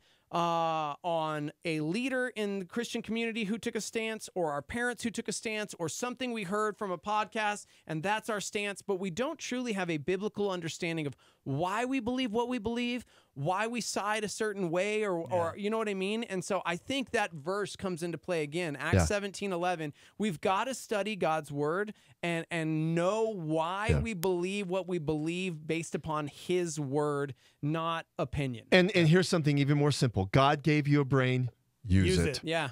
All right, guys. Use it for stem cell research in the future. That's what I'm just kidding. Thanks, Brian. Appreciate you, bro. Nizzle's got to go. Later, B-Nix. A lot of people calling in. 505-338-3700. Good Like, morning. we just want to talk to B-Nix. Yeah. Hi, good morning, guys. How Hi. are you? Hi, Doing good. hello, hi, hey, hi. Hi, I work at a clinic here in Albuquerque, and we do stem cell therapy. Okay. So I feel like one part of it that wasn't addressed is we have women that will donate their birth waste, and we are harvesting the cord blood from a successful C-section. Okay. There were fetuses that were never harmed, and it has nothing to do with the fetus. Yeah. Gotcha. That's pretty incredible. So No, it is incredible. Just an aspect of it that I wanted to touch on. Yeah, no, because it's I feel like important. Yeah.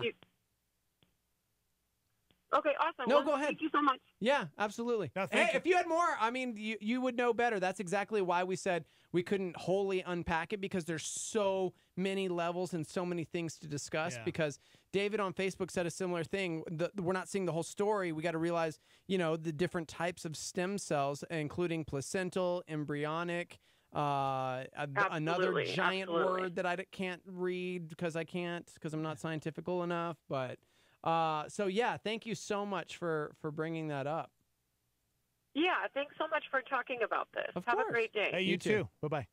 And that's exactly why we started talking about it, because this article in Relevant Magazine, I just thought it was very interesting that over the course of the last 20 years or so, Christians have changed their opinions about science and about what they perceive as acceptable versus just an abomination, if you will. And so I don't know if it's because we have more knowledge or if we're just kind of swayed a different way. No, I mean, I can totally relate because growing up in a small church, small town. This is what you believe? Yeah. This is where you side? This is how you vote? What my parents told me or what my friends told me is what influenced me. And that was the truth in my world. Yeah. And I grew up with that until I was in my 20s and realized, wait a second.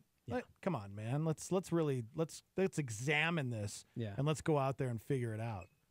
Good morning. Good morning. How are you guys doing? Good. So I did want to add a few things. First off, we have to kind of realize that when you're looking at stem cell research, there's actually multiple different types of stem cells.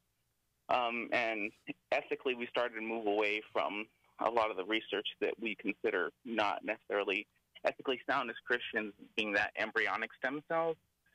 And you guys, somebody had talked about it earlier, but there's a host of different types of stem cells, including mesenchymal and placental stem cells, which one of the earlier callers kind of talked about, the ones harvested from afterbirth or birth waste or cord blood.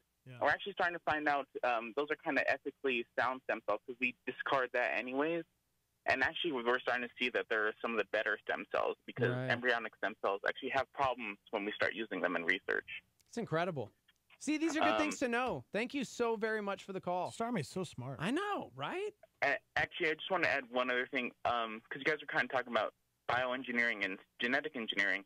Those are completely almost different topics in a sense. Genetic engineering, you're looking at actually altering human genetics, whereas bioengineering is as basic as just, designing new prosthetics for people or dividing new medical devices. So that's just another kind of thing. But, okay. Very cool. What did you go to school for? I went to school for my degree in biology and chemistry, and then I actually started working on my PhD in tissue engineering for a while there. That really threw me up. I seriously thought you were going to say a liberal arts degree. And you're like, business degree. Wow. I just had no idea you went science. That's amazing. Microbiology. Thank you so much for calling, man. Thanks, dude. You're welcome. Have a good morning. You too. Yeah, Dr. Bree chimed in actually said, yeah, we do amniotic allografts here at our office to help with knee degeneration and stuff. They're from mothers who donated their amniotic fluid after a C-section. No one is harmed, just like the lady was speaking about. So don't you put that in my back. Don't you do it. You want my stem cells, bro? No, bro, I don't want that. Come on, man. I don't want that. I'm young, vibrant. I'm a naturalist. I'm a runner. Just let me die. I'm an athlete. I don't even know. That's probably a real thing, and it doesn't mean the same thing. It's now somebody's going to call back and be like, actually, I am a naturalist. I only shop at natural grocers. Sprouts. It means I eat granola straight from the granola tree. Yeah. Yep. I wonder if it hurts to get your stem cells taken out. I wonder if that's like a giant needle. Hurts? It's like a giant needle where it's like... Do you suck them out? Do you have to have surgery? How does it work? Can somebody please let me know? How does that whole process work? Do I have to be put under? Because if I'm going to give my stem cells to Steve-O, I want to know the process first. Yeah. You know, I don't want to be in a lot of pain. Yeah. You know? Yeah. What's my recovery time? All that. If you could let me know. Okay. 505-338-3700. It's fascinating, this conversation. It's pretty cool. Yeah. And it's kind of crazy how, like you brought up mosquitoes and how they're trying to figure out a way to stop the disease from mosquitoes. Because that honestly is like, what, isn't that one of the number one ways people die That's where it in started. the world? Yeah, is malaria, from mosquitoes? Zika. And so what started as, hey, we're really opposed to genetic engineering of animals in order to benefit humans. If you're talking about engineering mosquitoes to limit reproduction and murder other mosquitoes, we're like, yes, please scientifically create these abomination mosquitoes to murder other mosquitoes because gross. Yeah. Who likes mosquitoes? Nobody. I'm just all for the proper humane care of mosquitoes, everybody. You know what? I will say that it's a good thing here in New Mexico is that we don't have a lot of skeeters. What? No, not like other parts. Have you ever dude. been near? Yeah, I know. Like you go somewhere where it's humid, skeeters, man. Yeah. Live by the water, skeeters. All right. No fun, man. Well, that was fun. We got 8 By minutes the to way, fill. bringing it all the way back around to the very first commenter. All this genetic modification, zombie apocalypse, bro. That's how it starts. That's not real, guys. You know that would never happen. Okay. Come on. Oh, by the way, I just found out that naturalists are actually nudists, so I'm definitely not necessarily that. You don't know. Actually, you do know. No, with Facebook and YouTube, I can't fake it. Yeah, that's true. Yeah. 505-338-3700 if you'd like to chime in. We got Shock Therapy Live coming up with Pastor Nate Heitzig and Janae. So we got an hour where you guys get to call in, get to text in, email us with situations happening in your life you need help with. Maybe you started scientific, it's going emotional. It's going emotional, guys. Break out that diary, girl. For real. Or dude, do you have a diary? Do I have a diary? Yeah, do you have a I diary? have many diaries. I haven't diaried in a long time, though. Really? Yeah. Seriously, I have a bunch. I actually looked at them. It was a few months ago. I found some of them, and I started looking back because I did a lot of the journaling in my 20s. Do you start it off hated with myself. Dear Diary? No. Like, how do you? No. What's the header? Well, they were letters to God, so it's like Dear God. Yeah. So. Letters to God? Yeah, What, did you just so not, it's not really you didn't a know diary, the address? right? Yeah, it's like. No, it's you like I didn't send write them letters off? to God, dude. Well, then where do you mail them? You kept them? Heaven, bro. That's not a real letter, then. 777. Letters are something you write. Heaven Avenue, Northwest. Northwest? Yeah, Northwest. Yeah. Look to the west. That's when Jesus will return. Is that biblical? That was Gandalf, you idiot. Oh, that's right. Yeah. Look for me in the west.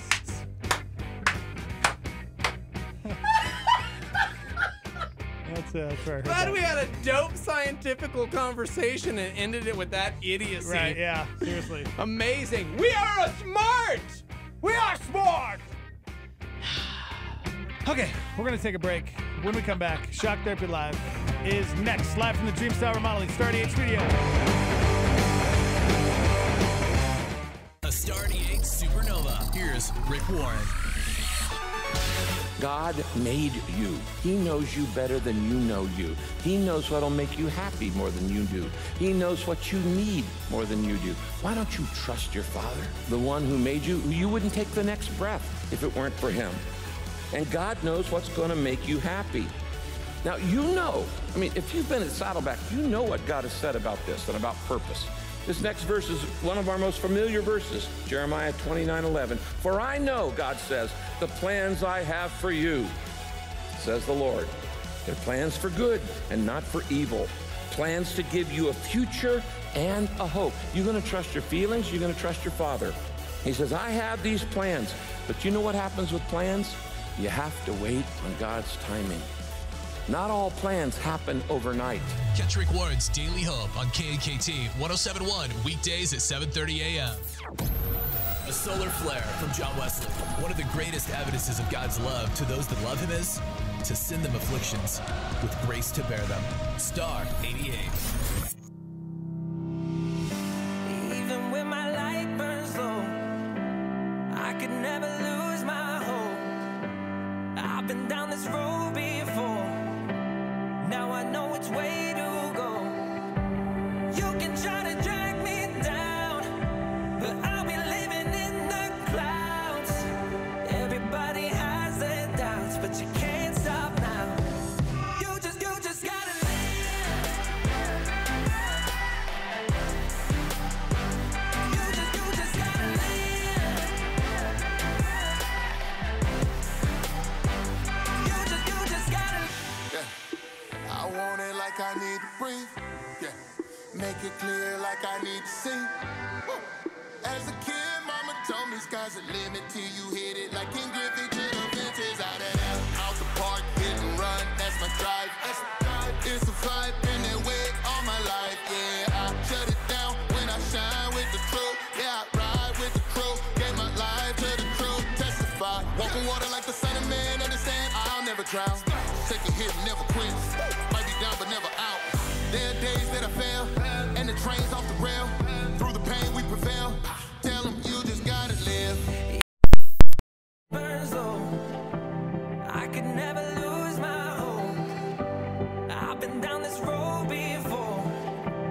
Now I know which way to go. You can try to drag me down, but I'll be living in the clouds.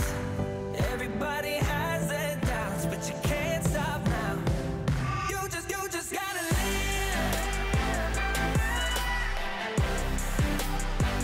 You just gotta live.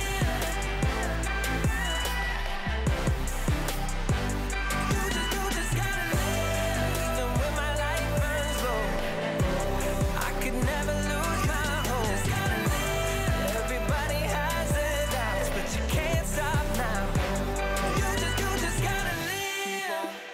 Living till there's nothing left. Lean on. We need you like there's no one else. Ain't nobody out here more like you. And with you that broke the mold, and ain't no more like you. That's for sure. I can't drop out like the top down on the coat. Tell them watch out when I walk, I make a move. Sunday morning with my hands up, like they got the handcuffs. Searching for some answers since mama passed cancer. And my sister left Seattle with a one-way ticket home. Hope she holding Jason, teaching him to speak some more. I know, gotta keep it going. Yeah, that's all it told me. Tell him you can make it when you know the one and only. Burning right beyond the fire. You were born to win, yeah, you're a fighter. Don't let your light just fade away. You just gotta live.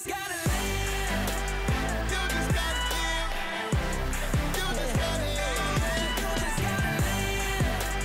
You just gotta live. I just wanna live. He wants you to live. You just gotta live. Even when my life burns low, I could never lose my hope.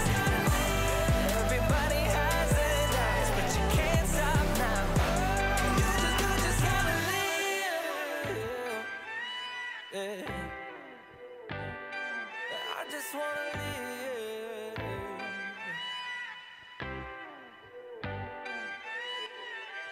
Good morning, Invasion. We'll be back in a jiff. Who's Jeff? Jiff. Oh, like the peanut Not the peanut butter. Evangel Christian Academy is a private school that is Christ-centered for tomorrow's leaders. With affordable tuition, small classes, a great sports program, and a secure facility, Evangel strives to equip students for the work God has for them. Our high school utilizes dual credit through C&M by offering 4 courses on our academy campus taught by our staff. Evangel uses a leadership-driven and individualized learning model to help prepare your student to stand strong in their faith and be ready for the real world. To further speak to individual students with various circumstances, we have a Christian-focused online homebound program for up to 20 students, grade 6 through 12. For more information about our programs, grade K through 12, please call 505-883-4674 or go online to ecanm.info. That's ecanm.info. In this hotspot, Skip Heitzig warns of knowing about God instead of truly knowing Him. They know certain attributes of God, certain doctrines of God. They tell you a lot about Him. They know a lot about Him, but they do not know Him. Hotspot. Skip continues with vital info about the new identity of a Christian. So to be in Christ means this. When God looks at you now, He sees Christ. He no longer sees your imperfections, your failures, and your sins. He sees the Savior who died for them. Subscribe to the Skip Heitzig podcast on your mobile device at all the usual podcast places. True righteousness can't be produced. True righteousness must be provided. Skip says right standing with God is an amazing gift. Biblical righteousness is when God takes Jesus Christ's perfect record and superimposes it over my imperfect life. I'm in Christ. He sees me. He sees Christ. His righteousness given to me. Hotspot. This is KLYT Albuquerque, Santa Fe, rebroadcast on KKCJ Cannon Air Force Base, KPKJ Mintmore, K201CC Las Cruces, K203EZ Alamogordo, K207CQ Gallup, K211CW Hobbs, K212EH Silver City, K214DE Antonito, K218AK Artesia, K250AB, Roswell, K293AO, Alamosa, K228DQ, Portales, in the free app for iOS and Android, and online at star88.fm. Okay, let's hit it.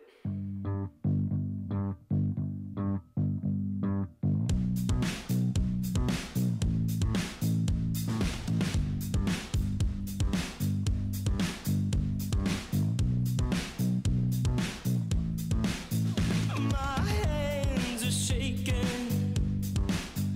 There's something between my rib cage that is resonating. The very thing that is keeping me here is hesitating. I'm lost in the light and I'm losing my view on the people I'm facing. If purpose is found where your passion meets posting, my heart is I'll race it. I'll race it.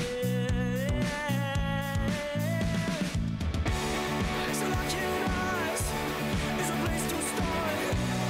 To feel the fire of awful heart. And every time I feel my soul unite, I know that I'll be alright.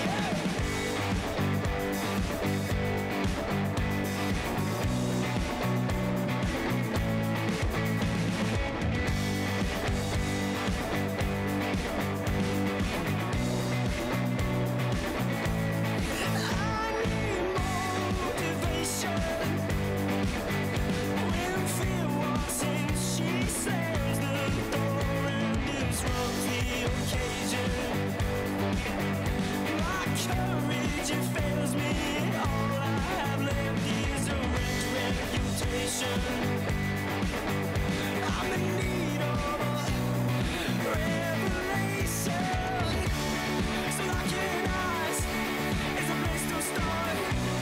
To feel the fire of awful heart. And every time I feel my soul unite, I know that I'll be alright. So here I am, and I'm falling apart. I need someone to save my heart. And every time I feel my soul unite, I know that I'll be alright.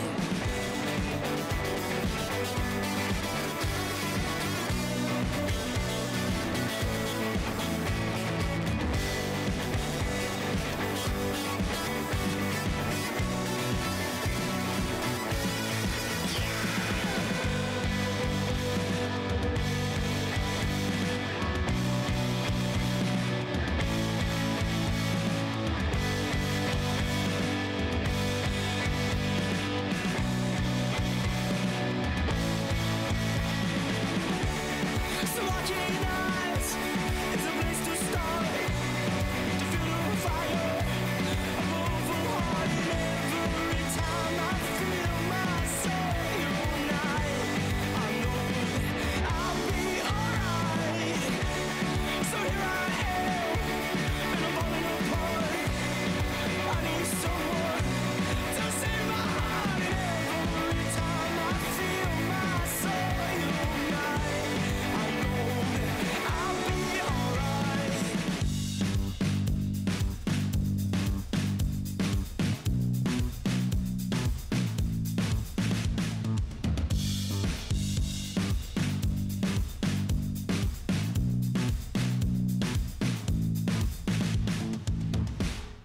The Morning Invasion brings you Shock Therapy Live, featuring Pastor Nate Heitzig. Call now, 338-3700, or email us at studio@star88.fm.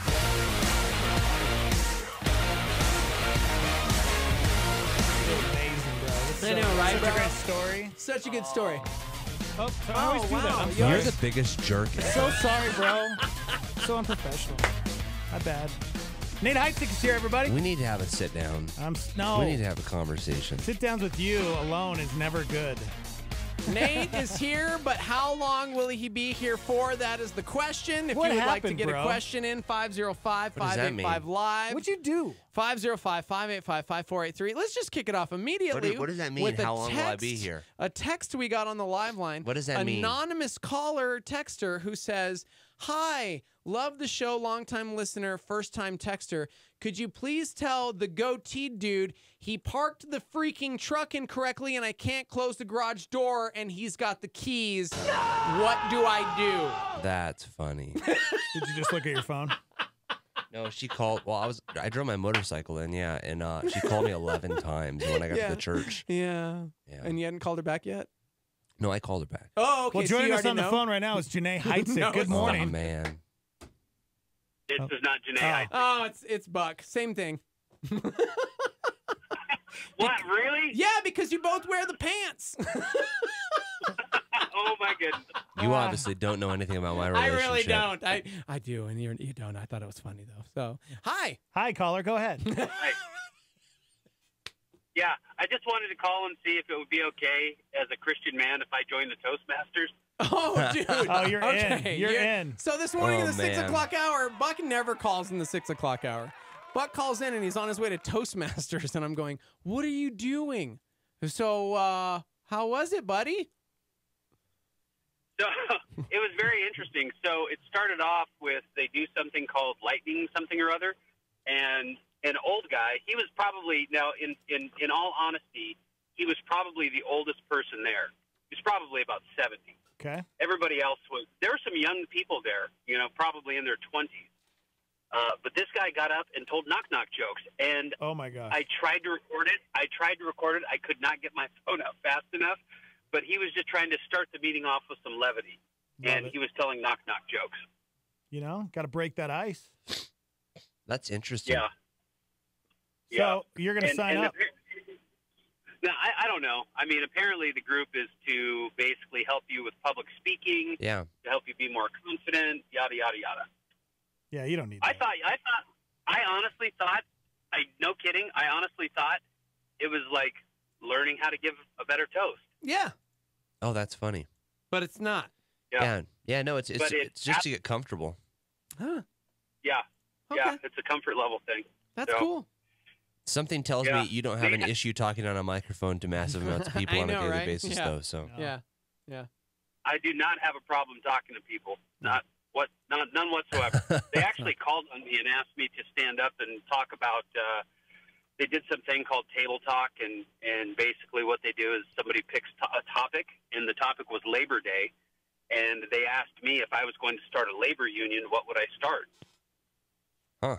What do you say? So I said that I would start a labor union for unemployed DJs in Albuquerque, New Mexico. Perfect. Yeah, I love that. Perfect. Man, if we would have had that, that would have been beautiful. Buck for president. Yeah. Yep. Make radio great Close again. to home. Yes. Make I love radio that. great again. Love it. Yep. Mara. Perfect. Marga. Marga. Marga. Oh, man. I don't know. All right. All right, well, I'm glad you you- checked in. Yep. Enjoy Shock Therapy Live. You bet, man. See ya, Don't have a buddy. stroke on See ya. us. Okay, bye. Yeah. Remember Yeah, I the like Stormy? it when Buck calls I in. know, me too. It's okay. Remember the Stormy chimed in and wants to know if you can say 2 hours later, because you sound like the dude on SpongeBob. 2 hours later. Yeah. 2 hours later. 2 hours later. That's what you sound like. You're very congested. I'm a little congested. I'm glad you came to work to infect us all. 2 hours later. 2,000 years later. Sounds You just do like you. sound like 2,000 years later. That's good. 1 eternity later. 1 eternity later. 12 o'clock midnight. 12 o'clock midnight. Okay, that's all I got. Oh my gosh. That was amazing. I loved it. Yeah, your goatee looks good too. It looks great, man. Yeah. I mean, It's you getting- look it's like getting- a redneck, man. I feel like you should have some chaw in. Or On something. this topic, are you going to watch the Mayans? What is the Mayans?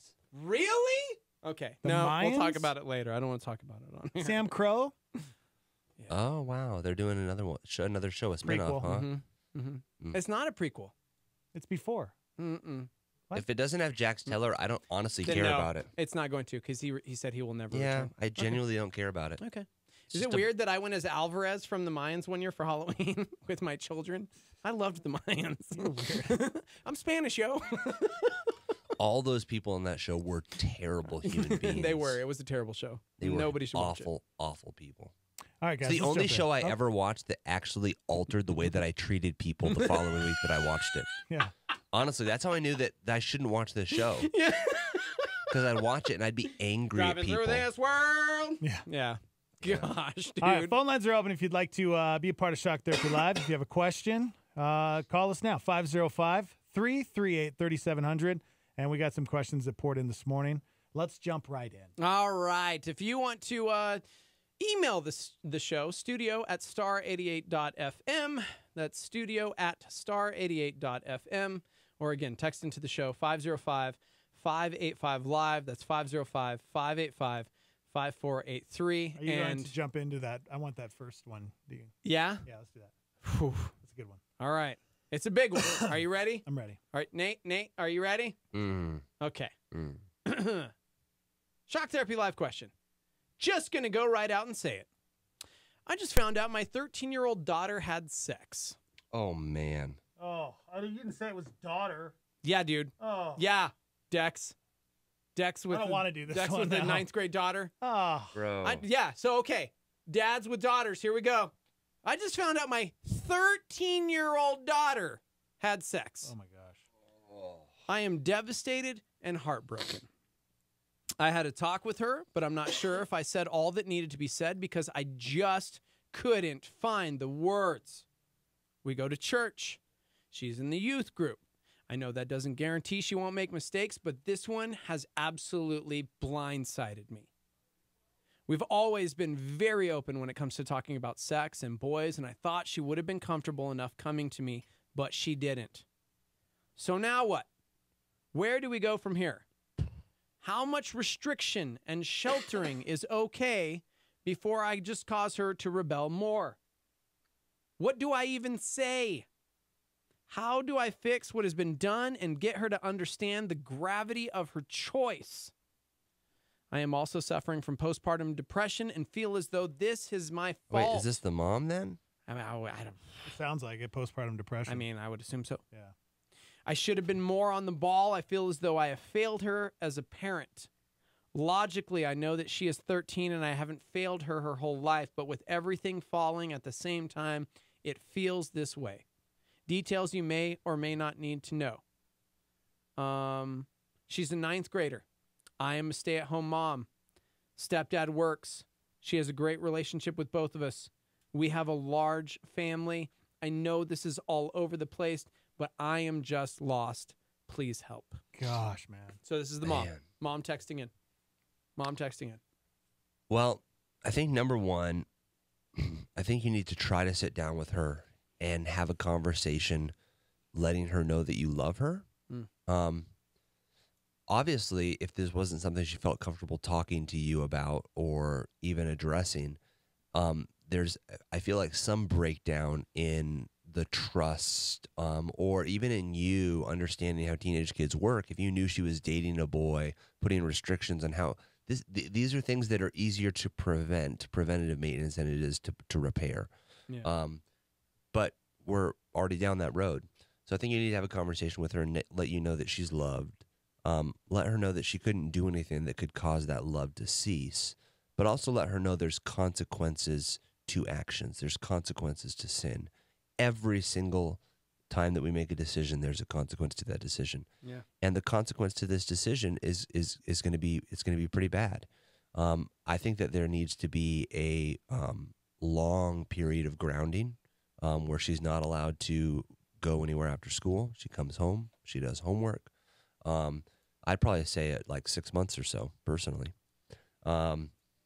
I think there needs to be a time of that, and then I think from there needs to be a time of understanding that, hey, until we say otherwise, you're not allowed to hang out with the boy by yourself. There's group hangouts.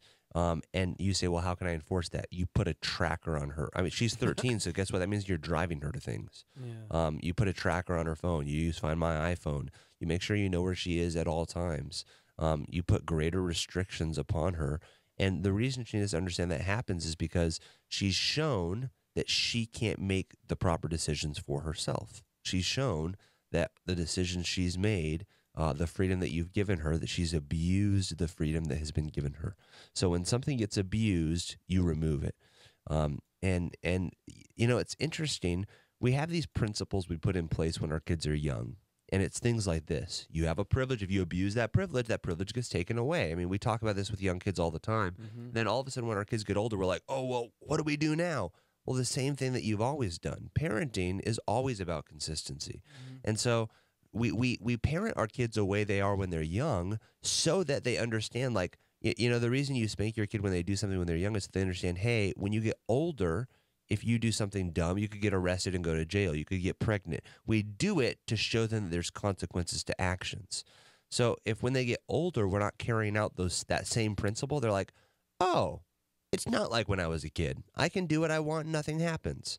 Yeah. There needs to be severe consequences to actions, severe actions. The more severe the action, the more severe the consequence. Yeah. But I think it's crucial that she knows before any of that's talked about and put in place that you love her and that she could never do anything that would stop you from loving her, and that the reason you're doing this is because you love her and you don't want her to further screw up her life. Yeah. So I think those things need to be very, very clear. And she needs to know that sin does not have to define her. I remember when I was young when I lost my virginity, and I remember the shame and the guilt, and then I remember how that was compounded by every time I was at youth group, and they were talking about how once you do that, it's like it's and I remember it was a different time in youth group than it is now, but kind of the idea that like once you do that, it was almost like this unforgivable, like you have lost your virginity, you will never, and it is a very sacred thing. Don't get me wrong. I'm trying not to belittle that in any way, shape, or form. However, as somebody who lost my virginity young, I always remember the shame and guilt I felt when they would talk about that, and in turn, unfortunately, it made me feel like, well, I had already done this, so I'm damaged goods, I'm broken. Then why does it matter if I do it again? Yeah. Because I've already broken that, and so she needs to know. And here's the understanding: there's spiritual forgiveness, yes, but the physical consequences, yes. It really is a big deal. Oh, yeah. No, it is. That's what I'm saying. I don't want to limit that in any way. So I held my virginity on until Janae. So Janae was the first person that I ever slept with. Yeah. I had friends who lost their virginity young, who slept around. And what happened is it becomes a cycle. Once they lost virginity once, they ended up going to multiple partners. They ended up having sex with multiple people. Honestly, as I'm looking back at my friends from high school, those who lost their virginity, I can't, and ended up sleeping around and having multiple partners, I can't think of any who really have a stable, good life/relationship right now. And I'm not saying that's always the case. I wasn't your friend when I was in high school, so I can honestly say this. But this is honestly, if you look at the facts and the findings, this is a trend. Yeah. This isn't just this genuinely does happen. Once you give yourself away at a young age, you're more likely to have multiple partners. Oh, yeah. And the more partners you easier. have, the less likely you are to have a stable relationship in the future. Yeah. And so it really is a serious thing. And so I think she needs to understand that. She needs to understand the severity of this. She needs to understand the facts of this. And because, again, God, yes, you are forgiven by the Lord. He can forgive you for this. But there are physical things that happen when this happens. And she needs to understand that. Yeah. So many people chiming in. Our girl Britt chimed in and said, I remember feeling so much shame too. We always try to stress that, yes, it is a sin, but we are not damaged goods. Alicia says, I encourage her to find an accountability partner at school. My daughter was pressured into having a hookup during lunchtime. Continually pray for her. The peer pressure today is immense. Jay Marie, a lot of ladies chime in right now. I feel for the mom. There's so much temptation and exposure for our kids today. I have grandkids this age, and it is something I pray about all the time. Sex today is like a handshake. The weight of it is not realistically portrayed to young people. Dating at 13 is too much responsibility. She probably thought she was doing the right thing. Teen emotions are overwhelming. We will be praying for this family. God is there. Alicia says also be in the conversation with her dad. Unity is very important in this time. I know she mentioned stepdad at work, stay-at-home mom. So we don't know the home situation fully or where the dad is or what's going on. But man. Yeah, I mean, I'm not going to let my kids date. And when I say date, I mean be alone with a person of the opposite sex until they're 16. If you can't drive, if you're not responsible enough to drive a car, you're not responsible enough to be in a relationship. Yeah. So I'm not going to let either one of my kids go on a thing alone with another boy or girl until they're 16. Sure, they can go with group things. They can hang with. They can even tell me, like the other day, my daughter's. Just to give you an idea how young it starts. My daughter's 6 years old, and she came home the other day and said that she had a crush on a boy. And this boy was an older boy because they go to a Montessori. So she's in a class with kids that are older than her. So she has a crush on like an 8-year-old boy. And she was telling me, she's like, Dad, he's so handsome and adorable. Sounds like my daughter. And Seth is like, it sounds like you want to marry her. And she's like, of course I will. Yeah. So, I mean, it starts so young. Yeah, it does. We had friends who were constantly, because I only have boys, but we constantly, on the flip side, had the friends who had daughters who were constantly trying to marry my son off when he was younger. And I was like the jerk dad who like crushed all of that. Like, hey, it's not cute, man. Like, no. Think of the pressures we're placing upon our kids that have no idea what you're talking about. It's like, don't worry, someday you're going to marry so-and-so and this and that. And I'm going, hey, back up off my kid, bro. Right. Like, seriously. Because it's so true. And so there's no understanding of it, which, again, I only have boys, so I can't speak into this mom having a daughter and what that is like. But for me, with a 9th grade son, same thing. He wanted to go to the mall this weekend, kick it with the friends. And I'm like, who else is going to be there? Are there going to be any parents there? What are you guys going to do? Why do you need to be at the mall for 4 hours? You know what I mean? Type thing, stuff like that. And having a real conversation. And some would be like, that is so restrictive and crazy. But I'm going, hey, man, one, I'm driving this kid wherever they're going. See, I also have a rule. I'm just not going to let my kids be ghetto. And going to the mall for 4 hours is ghetto. Yeah. Oh, man. You guys want to go do something productive. You guys say you want to go hike for 4 hours. Go for it. You guys want to go biking. You guys want to go kayaking. You guys want to go do something. You want to hang out at the mall. No, sorry. I have a no ghetto policy in my house. So here's the sad truth. For everybody else out there, we can implement all the rules we want. The mom chimed back in to say, hey, here are our home rules already, which is why she's at a loss. She isn't allowed to have boys over or be alone with boys ever. She's not allowed to have a boyfriend at all. She spent the night at a friend's house whose parents we know well, and the girls snuck out and went over to the boy's house. Yeah, so again, that's why I said further restriction happens. Yeah. That at this point, guess what? You can control her. So she cannot spend the night exactly. out.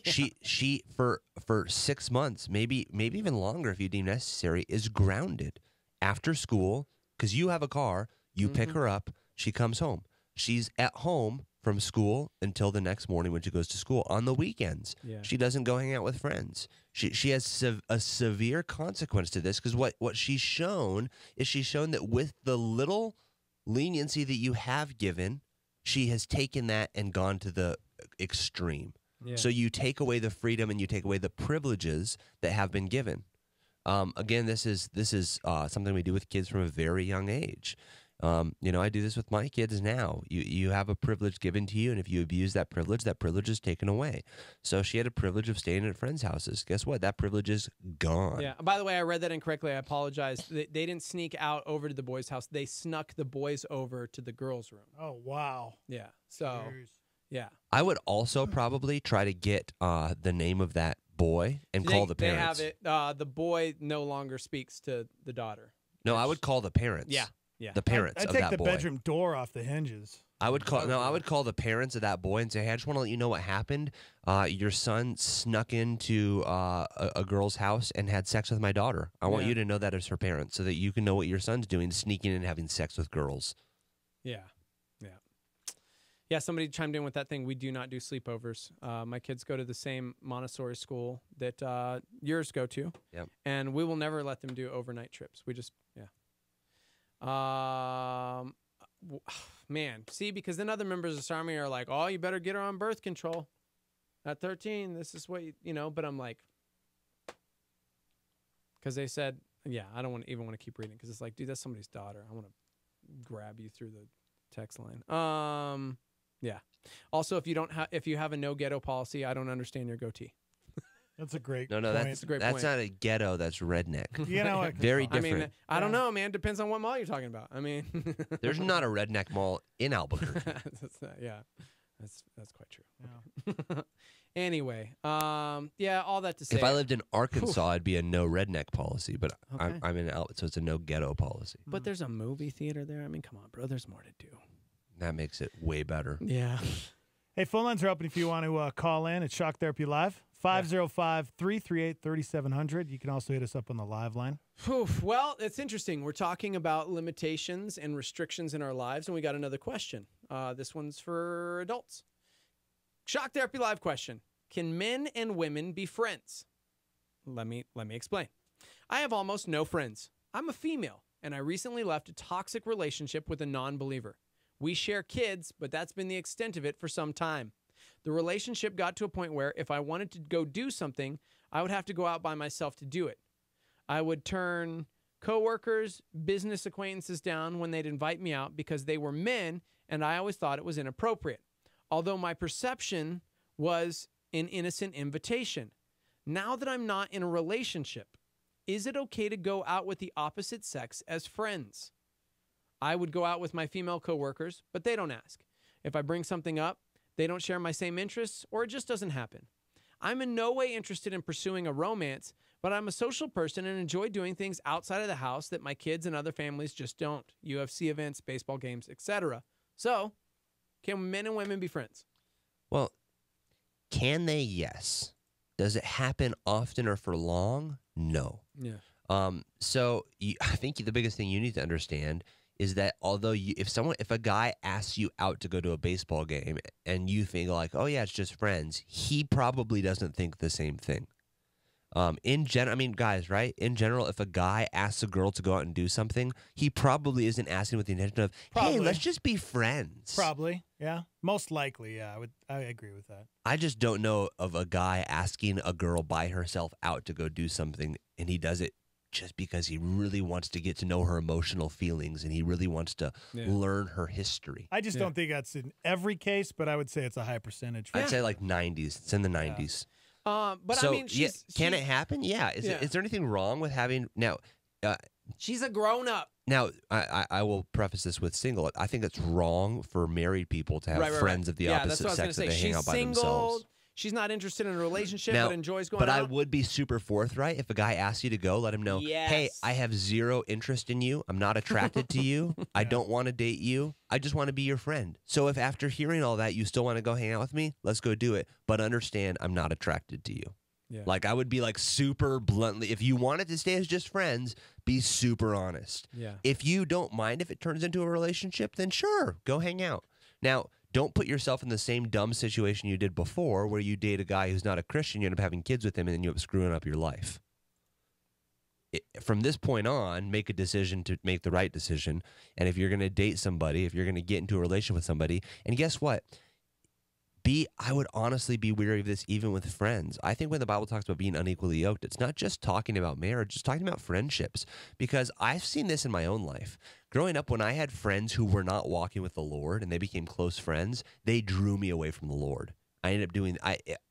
Would you guys say this is true? By and large, when a Christian and a non-Christian become really good friends, more often than not, it's the non-Christian that drags the Christian into the mud, rather than the Christian bringing this really bad person up to a place of being a good person. Yeah, no, I agree with that for sure. I think it depends on where you're at in your walk too. You know, if you're strong enough to be able to be with somebody that might go out and party a lot, or maybe experiments with drugs or something, you know? I think there's that balance, you know? I think a close friendship, though, I think someone who you're hanging out on like an individual basis, I think when we become a Christian, one of the things that changes, I feel like, is our relationships. Mm-hmm. And if we hang out with people who don't share the same beliefs that we do and they become our primary source of friendship, we become isolated and eventually it wears on us. Yeah. When we become a Christian, I think our primary source of friendship and relationship needs to be other believers because iron sharpens iron. Yeah. We get strength and we get built up. And so I would just say this to her as well.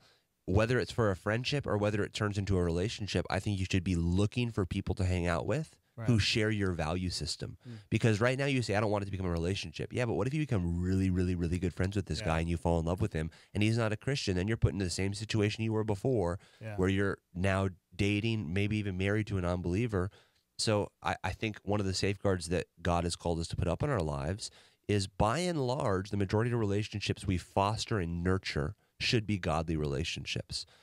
Sure, I'll have friends with non-believers, but as far as the relationships I'm really going to nurture and pour into, those are going to be relationships where I leave the interaction that I have with that person uplifted and encouraged, rather than feeling drained because I feel like I've just had to like witness to them the whole time or something. Yeah. You know what I mean? Or like hanging out. There's no effort for me hanging out with other believers. So like if we were to go out to a UFC thing together, there'd be no effort. I wouldn't feel like I'm having to put on anything. I wouldn't feel like I'm having to take anything off. I can just kind of be myself. We can have real conversations. Some of those conversations might be super encouraging conversations about what's going on in our lives and about marriage and you know, sharing the Bible verse that we read.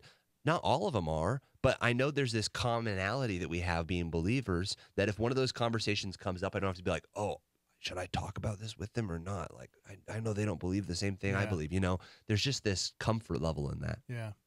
Man, and see, I'm like, I definitely agree. And it, you know, I'm just going to say I agree. But at the same time, I definitely have friendships with non-believing dude friends of mine that I nurture.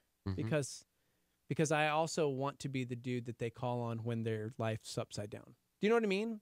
And so, whereas it's a different dynamic in that, like, I don't necessarily go, man, I need some marital advice. I'm going to go to this dude who's divorced 3 times or what, this and that and the other. I always want to be the dude that's willing to go out and grab a coffee or something and nurture that. I think for me, it's the primary circle. If my primary circle of influence and friends becomes non-believers, where it's like I get to the end of the week and I'm like, bros, let's go hang out, and they're all non-believers, well, I can pretty much guarantee you that they're going to want to go do things that are the opposite of what I believe as a Christian I should be doing. And that's going to at some point lead me to a crisis in faith. I'm just kidding. I hear what you're saying. Talking about the mall, bro. You're talking about the mall? The ghetto malls. Oh. We got a phone call. Oh, good, because we got a big email question that came in a few days ago that I've been holding on to, which is interesting. Speaking of non-believing people, call us back, caller. Yeah, call us back so we can interrupt Steve-O from asking this dumb question. No, man, just wait. This one's gonna be okay. Hi, I must start by saying this. I'm not very religious. Did they say I must start? Hi, I have to start. Oh, I have to start this. I'm not very religious. I don't belong to a church, but I've been listening to you guys for a few years. I love the show, and I love what you guys have to say. I trust and value your opinions, so hopefully you will consider my question and problem, specifically for Shock Therapy Live. I'm married and have been with my wife for over 25 years. Wow. Yeah, amazing. First off, good for you for being married for 25 years. That's a feat that not many can accomplish. Ready? About 10 years ago, she was diagnosed with breast cancer. As you can imagine, few things in life are eye-openers like cancer. Everything goes on hold. Life becomes about treatment, survival, recovery. She went into surgery immediately, and then as promptly as that, went into treatment, chemo, radiation, drug therapy. It went on for 5 years. I thank God to this day she survived the cancer and all of the treatments. She has been considered cancer-free now for almost... I don't know if that's right, 10 years. I'm trying to do the math, and I'm like, here's where I need some help. We've had a good relationship prior to the illness, surviving all of the ups and downs life throws at you, and we still do. Few things that you survive will change your life like cancer. It's a terrible disease, and its treatment and side effects linger on long after the surgery.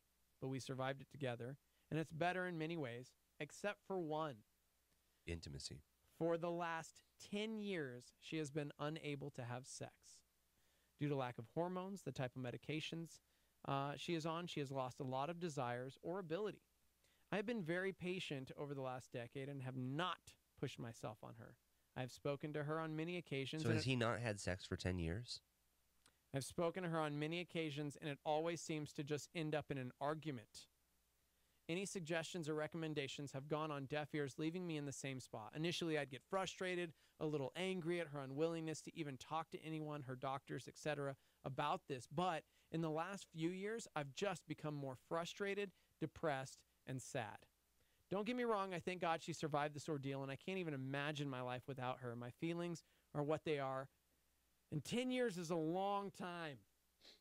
I am a human being, having all the same normal desires and needs as anyone else, and that is why I'm asking for your help. Part of me just wants to not feel anything anymore, and it may come to that, but I'm hoping you guys might have some advice, as this just isn't something you throw out to your coworkers or a neighbor in casual conversation. Please help. Yeah, I'm glad you wrote in, man. Yeah. 10 years. I wonder if it's literally been 10 without years of celibacy intimacy. at all, like That's what complete it said, celibacy right. for 10 years. That's what it said. He, you know, for the last 10 years, and then a couple times he mentioned, and then talked about the fact that, like, over the last few years, he's been getting more frustrated and depressed, and then he said they are what they are, Yeah. but 10 years is a long time. Yeah, 10, it sounds like 10 years he hasn't had sex. I mean, let's pretend like it's only been 5 years. You know what I mean? Like 10 years. Wow,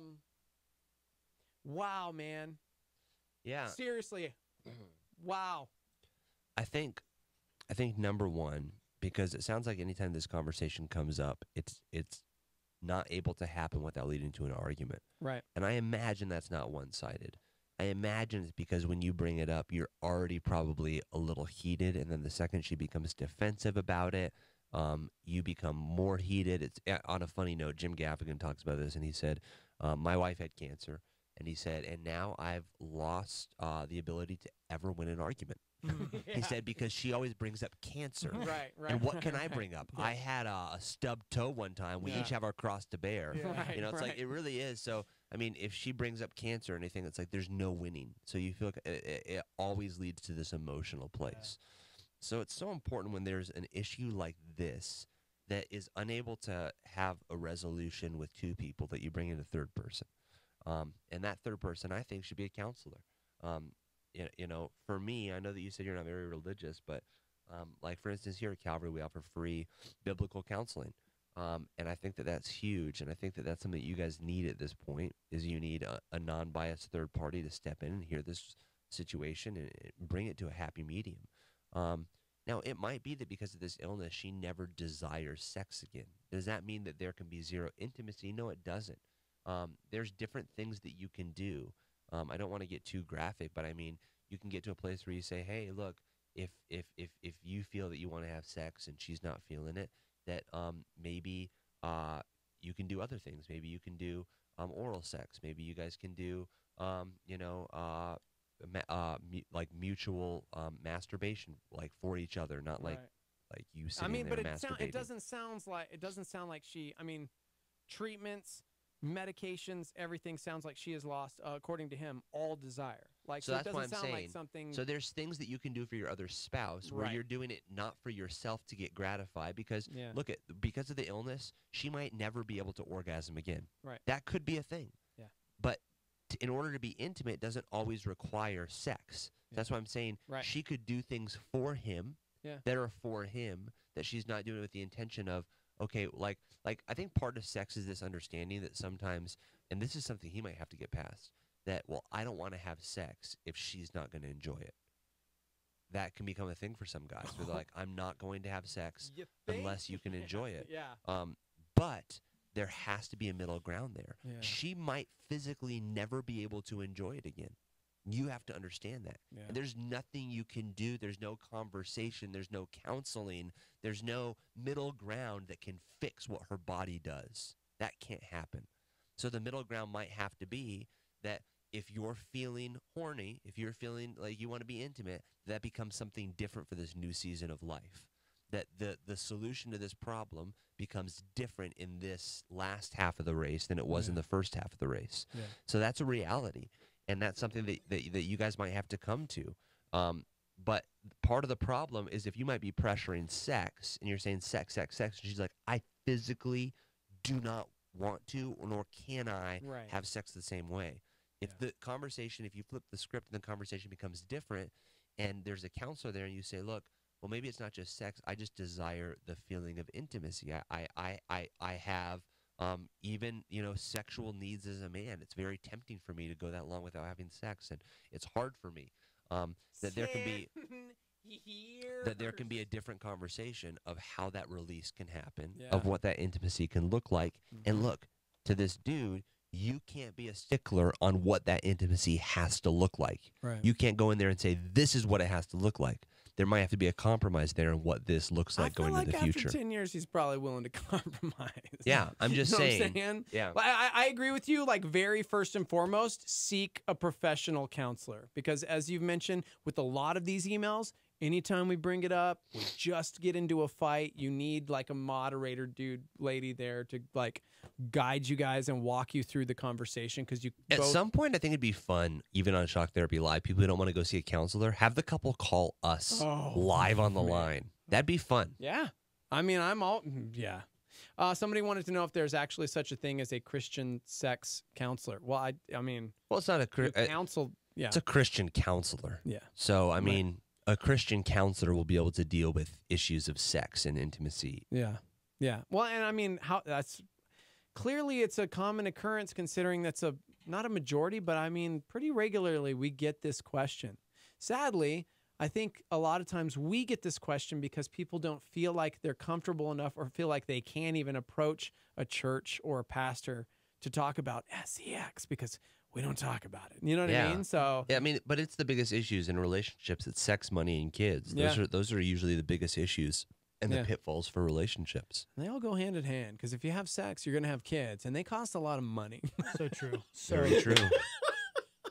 I think I just realized we shouldn't have gotten married, guys. All of our problems would have gone away. Well, no, because then we couldn't have sex. Oh, That's a big problem. No, you're right. Okay, no, never mind. We got a caller. Square one. Caller, go ahead. You're on Shock Therapy Live. Yeah, I wanted to comment on the 13-year-old daughter. Oh, man. Yeah, well, to me, that wound is already open. So the best thing, instead of locking her down, you can still put a little restriction on her, but talk to her about responsibility. Ask her was she responsible at least. And then, because that wound is already open, I, myself, lost my virginity at 14 to someone. But then I met, and I ran around and had fun, small town, moved, met my wife at 19, and we've been married 26 years now. We had a daughter, we have a son, and we even talked to him because, yes, I ran around and made mistakes and told them to tell them to wait, but I can't be a hypocrite either. Yeah. And that I feel that be responsible. The wound's already open now. So ask her was she at least responsible. Tell her don't try not to do it again. If, and I was even my daughter come to us even when she was 17. I went to parties when I was younger. I even told her, if you go to a party and you have too much to drink, please call me. I'll come get you. I think that's irresponsible. Because we all did it. I think that's irresponsible. I think that's irresponsible parenting. I'm not condoning it. I'm not trying to condone it. I'm saying I told her. Sounds like you are a little bit. But she's going to be tempted. Everybody's going to be tempted, try to fight that temptation. Yeah, but I'm saying it's an out. Please. So when a parent tells a kid, hey, don't have sex, but if you do, wear a condom, that all of a sudden becomes an out. Because when a parent says something and you view it as being a hypocrite, but it's not, because you learn from your mistakes. And when you learn from your mistakes and you make good decisions after that, our role as parents isn't to give our kids advice, it's to tell our kids what to do. We're not advice stations. We're called to keep them safe from things and to keep them as much as we humanly and physically can, keep them from saying things until they're at a place where they're allowed to make their own decisions. Until they're 18, under your home, they're your responsibility. And to a certain extent within that, you are to make the decisions for them. You make the decision for where they go to school. You make the decision for where they live. You make the decision for what clothes they wear. You make the decisions for their lives. And so I think to tell a child, a teenager, hey, don't do this, but hey, if you do this, here's an out. All of a sudden, in a kid's mind, in a child's mind, that becomes, oh, cool. So it's really not that big of a deal if I do, because as long as I wear a condom or as long as I call dad if I'm drunk, then I have an out to get out of my sin or my situation without any consequences. Restrictions, but I'm telling her not to do it. But that temptation's going to be out there. You got to give a little freedom, but still guide them and tell them not to. But if they do it and that wound is already open, you still have to, scold them, of course, because I was. Scold them, but what's the consequence? What consequence if, let's say, your daughter went out? Also, you still give them restrictions. Don't get me wrong. I even tell them, now you got a curfew. Now you messed up. I told you not to do it. But I don't want her to try to come home drunk either with somebody. I want to go get her. Yeah. Because I don't want her to get hurt. That's what I'm trying to tell her. And then she even waited. But, she's 25 now. She didn't run around. She's got a nice boyfriend in the military. And she grew up and she's a great person. And my son is 18, going to go in the Marines. They great people, great person. I give them a little freedom, but you still have to give them curfews, guidelines, and restrictions, and hope they follow that. Because in time, yeah, we've all made mistakes when we were younger. I ran around a lot and made mistakes, but when I met my wife, it was the best thing ever happened. At 19, married 26 years, 2 great kids, and they're mature beyond their years. They're probably more mature than I am. Man, thanks so that's for the good. call. Thanks, man. Thank you so I much. agree with that to an extent, in the standpoint that, again, that's where I said, first and foremost, so that your kids know that you love them. That no matter what happens, that love's never going to pass away. And so, like, my kids know very much they can tell me anything. Yeah. So, my kids are young right now, but we have this relationship where they can tell me anything. So things that my son thinks or things that my son says, he's super honest about telling me that. And I want to keep and nurture that relationship. So I like what you're saying, of continue this relationship where they know that, look, you can come to me. If something happens and you need me, you can call me and I'll come, and there won't be judgment there. I love you. I'll help you. But even though I love you, even though I care for you, even though I'm always there for you, there will always be consequences for your actions. And that's part of that's part of my showing you that I love you, is that I'm going to hold you accountable for your actions. So I agree with some of the things you're saying there, caller. Thanks so much. Thank you. 505 very biblical. 338-3700. God as our Father, it sounds, because we have free will. Yeah, I think what struck it wrong for me me is I hate that cop out when parents say, well, I can't tell my kids to have sex because I'm a hypocrite because I had sex when I was young. Yeah. That's not true.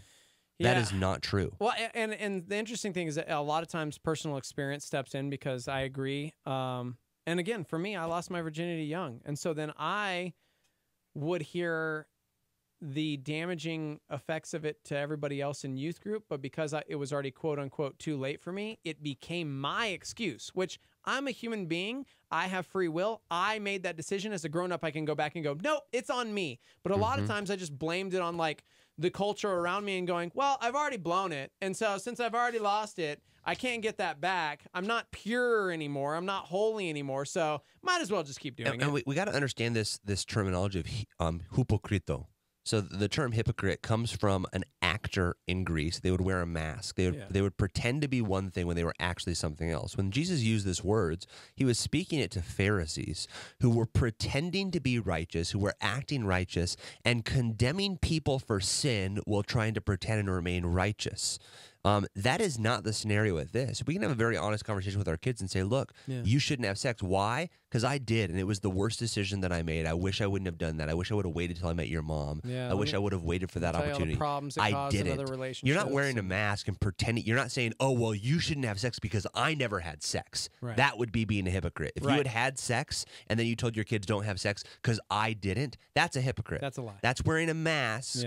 Pretending to be something that you're not. Yeah. So I think it's important to have honest, real conversations, but 100% our role as parents is to tell our kids, no, you are not allowed to do that. And if you do that, there are consequences to that. Yeah. Man, We got about 9 minutes left to show. If you want to email studio@star88.fm, you can text in to the live line 505-585-LIVE. We have another email kind of on what we're talking about as far as holiness. Good morning. Wanted to ask for your help. I used to be extremely faithful and filled with the Holy Spirit. I would participate in all church activities with my husband. We would volunteer as much as we could. My husband is still real faithful, but we had some distasteful issues arise with not one, but 2 churches. We since moved and found a new church, but it was all that couldn't open my heart to the church. What? I don't understand that. But it was I that couldn't open my heart to the church. I have since moved away from church, which has caused my husband to not want to go either. I feel that I am full of anger and resentment and insecurity, but I am confused as to why. I know that it was for God that we attended and volunteered to help our fellow man. I just feel really torn. I don't know how to get back on my path. I have fallen off before, but never this bad. Can you guide me to what I should do? Yeah, I think it's pretty simple. Start going to church. Yeah. And you say, well, it's more than that. No, it's not, because we've said this for numerous things in life. Eventually, your heart will follow your actions. Yeah. Your heart doesn't feel like you want to go to church right now, but that's exactly why you should go to church. You should start doing it. And not only that, you should start finding a way to serve and be selfless and serve other people. Because what happens is once we begin to do something that is right, eventually our heart will follow. And this is true with everything in life. With having your quiet time. Look, if you don't read your Bible, there's not a desire when you wake up in the morning to be like, I should start reading my Bible. But if you start doing it and you're faithful to do it and you build repetition, your heart will follow. Eventually you're going to say, man, if I wouldn't have read my Bible this morning, I wouldn't have been given that verse that I needed to get through exactly what God had laid out for me to get through that day, which is this crazy thing to realize that God has prepared for us when we read our Bible, specific things for us. And when we begin to do that, we realize, man, how have I not been doing this for my entire life? Church is the same way. I believe anything that is right to do, if we begin to just do it, our heart will eventually follow. Marriage is the same way. Love is not a passing emotion. It's a constant devotion. There's mornings when you wake up and you don't love that person, but you chose and you committed to love them for your entire life. So you do it. And the action, eventually the heart follows. So, I mean, it's an imperative. God commanded us to be in assembly with other believers. Yeah. Hebrews chapter 10, verse 24 and 25 says, and let us consider how to stir up one another to love and good works, not neglecting to meet together, as is the habit of some, but encouraging one another, and all the more as you see the day drawing near. And it continues on, just by the way, in the standpoint, it says, for if we go on sinning deliberately after receiving the knowledge of the truth, there no longer remains a sacrifice for sins. So I think that it goes back to something I've said before. What's right is always right. What's right is never wrong, and what's wrong is never right. So I think that when we keep that in mind, we know that it's a commandment from the Lord to assemble with other believers, to be in community with other believers. I think that church is something that God desires for our lives, and so we do it because it's what's right, and we believe that God's going to honor that, and that our heart will follow. Man, it's good. All right, we got time for a call here. Good morning. Hello. Guys, it's Travis down in Las Cruces. Hey, Travis. Hey, talking about what Nate said about serving and getting plugged in. We weren't regular church members until I started deciding to give my time, and I actually play bass in our worship band down here in Cruces. Awesome. And since then, the only time that I don't and I can't make it to church is if we've got an out-of-town commitment.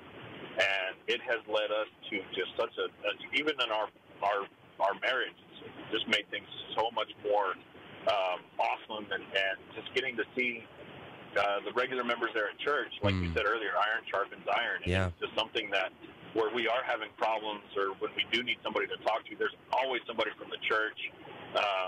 Even going up to the pastors and talking to them, prayer team, whatever we need.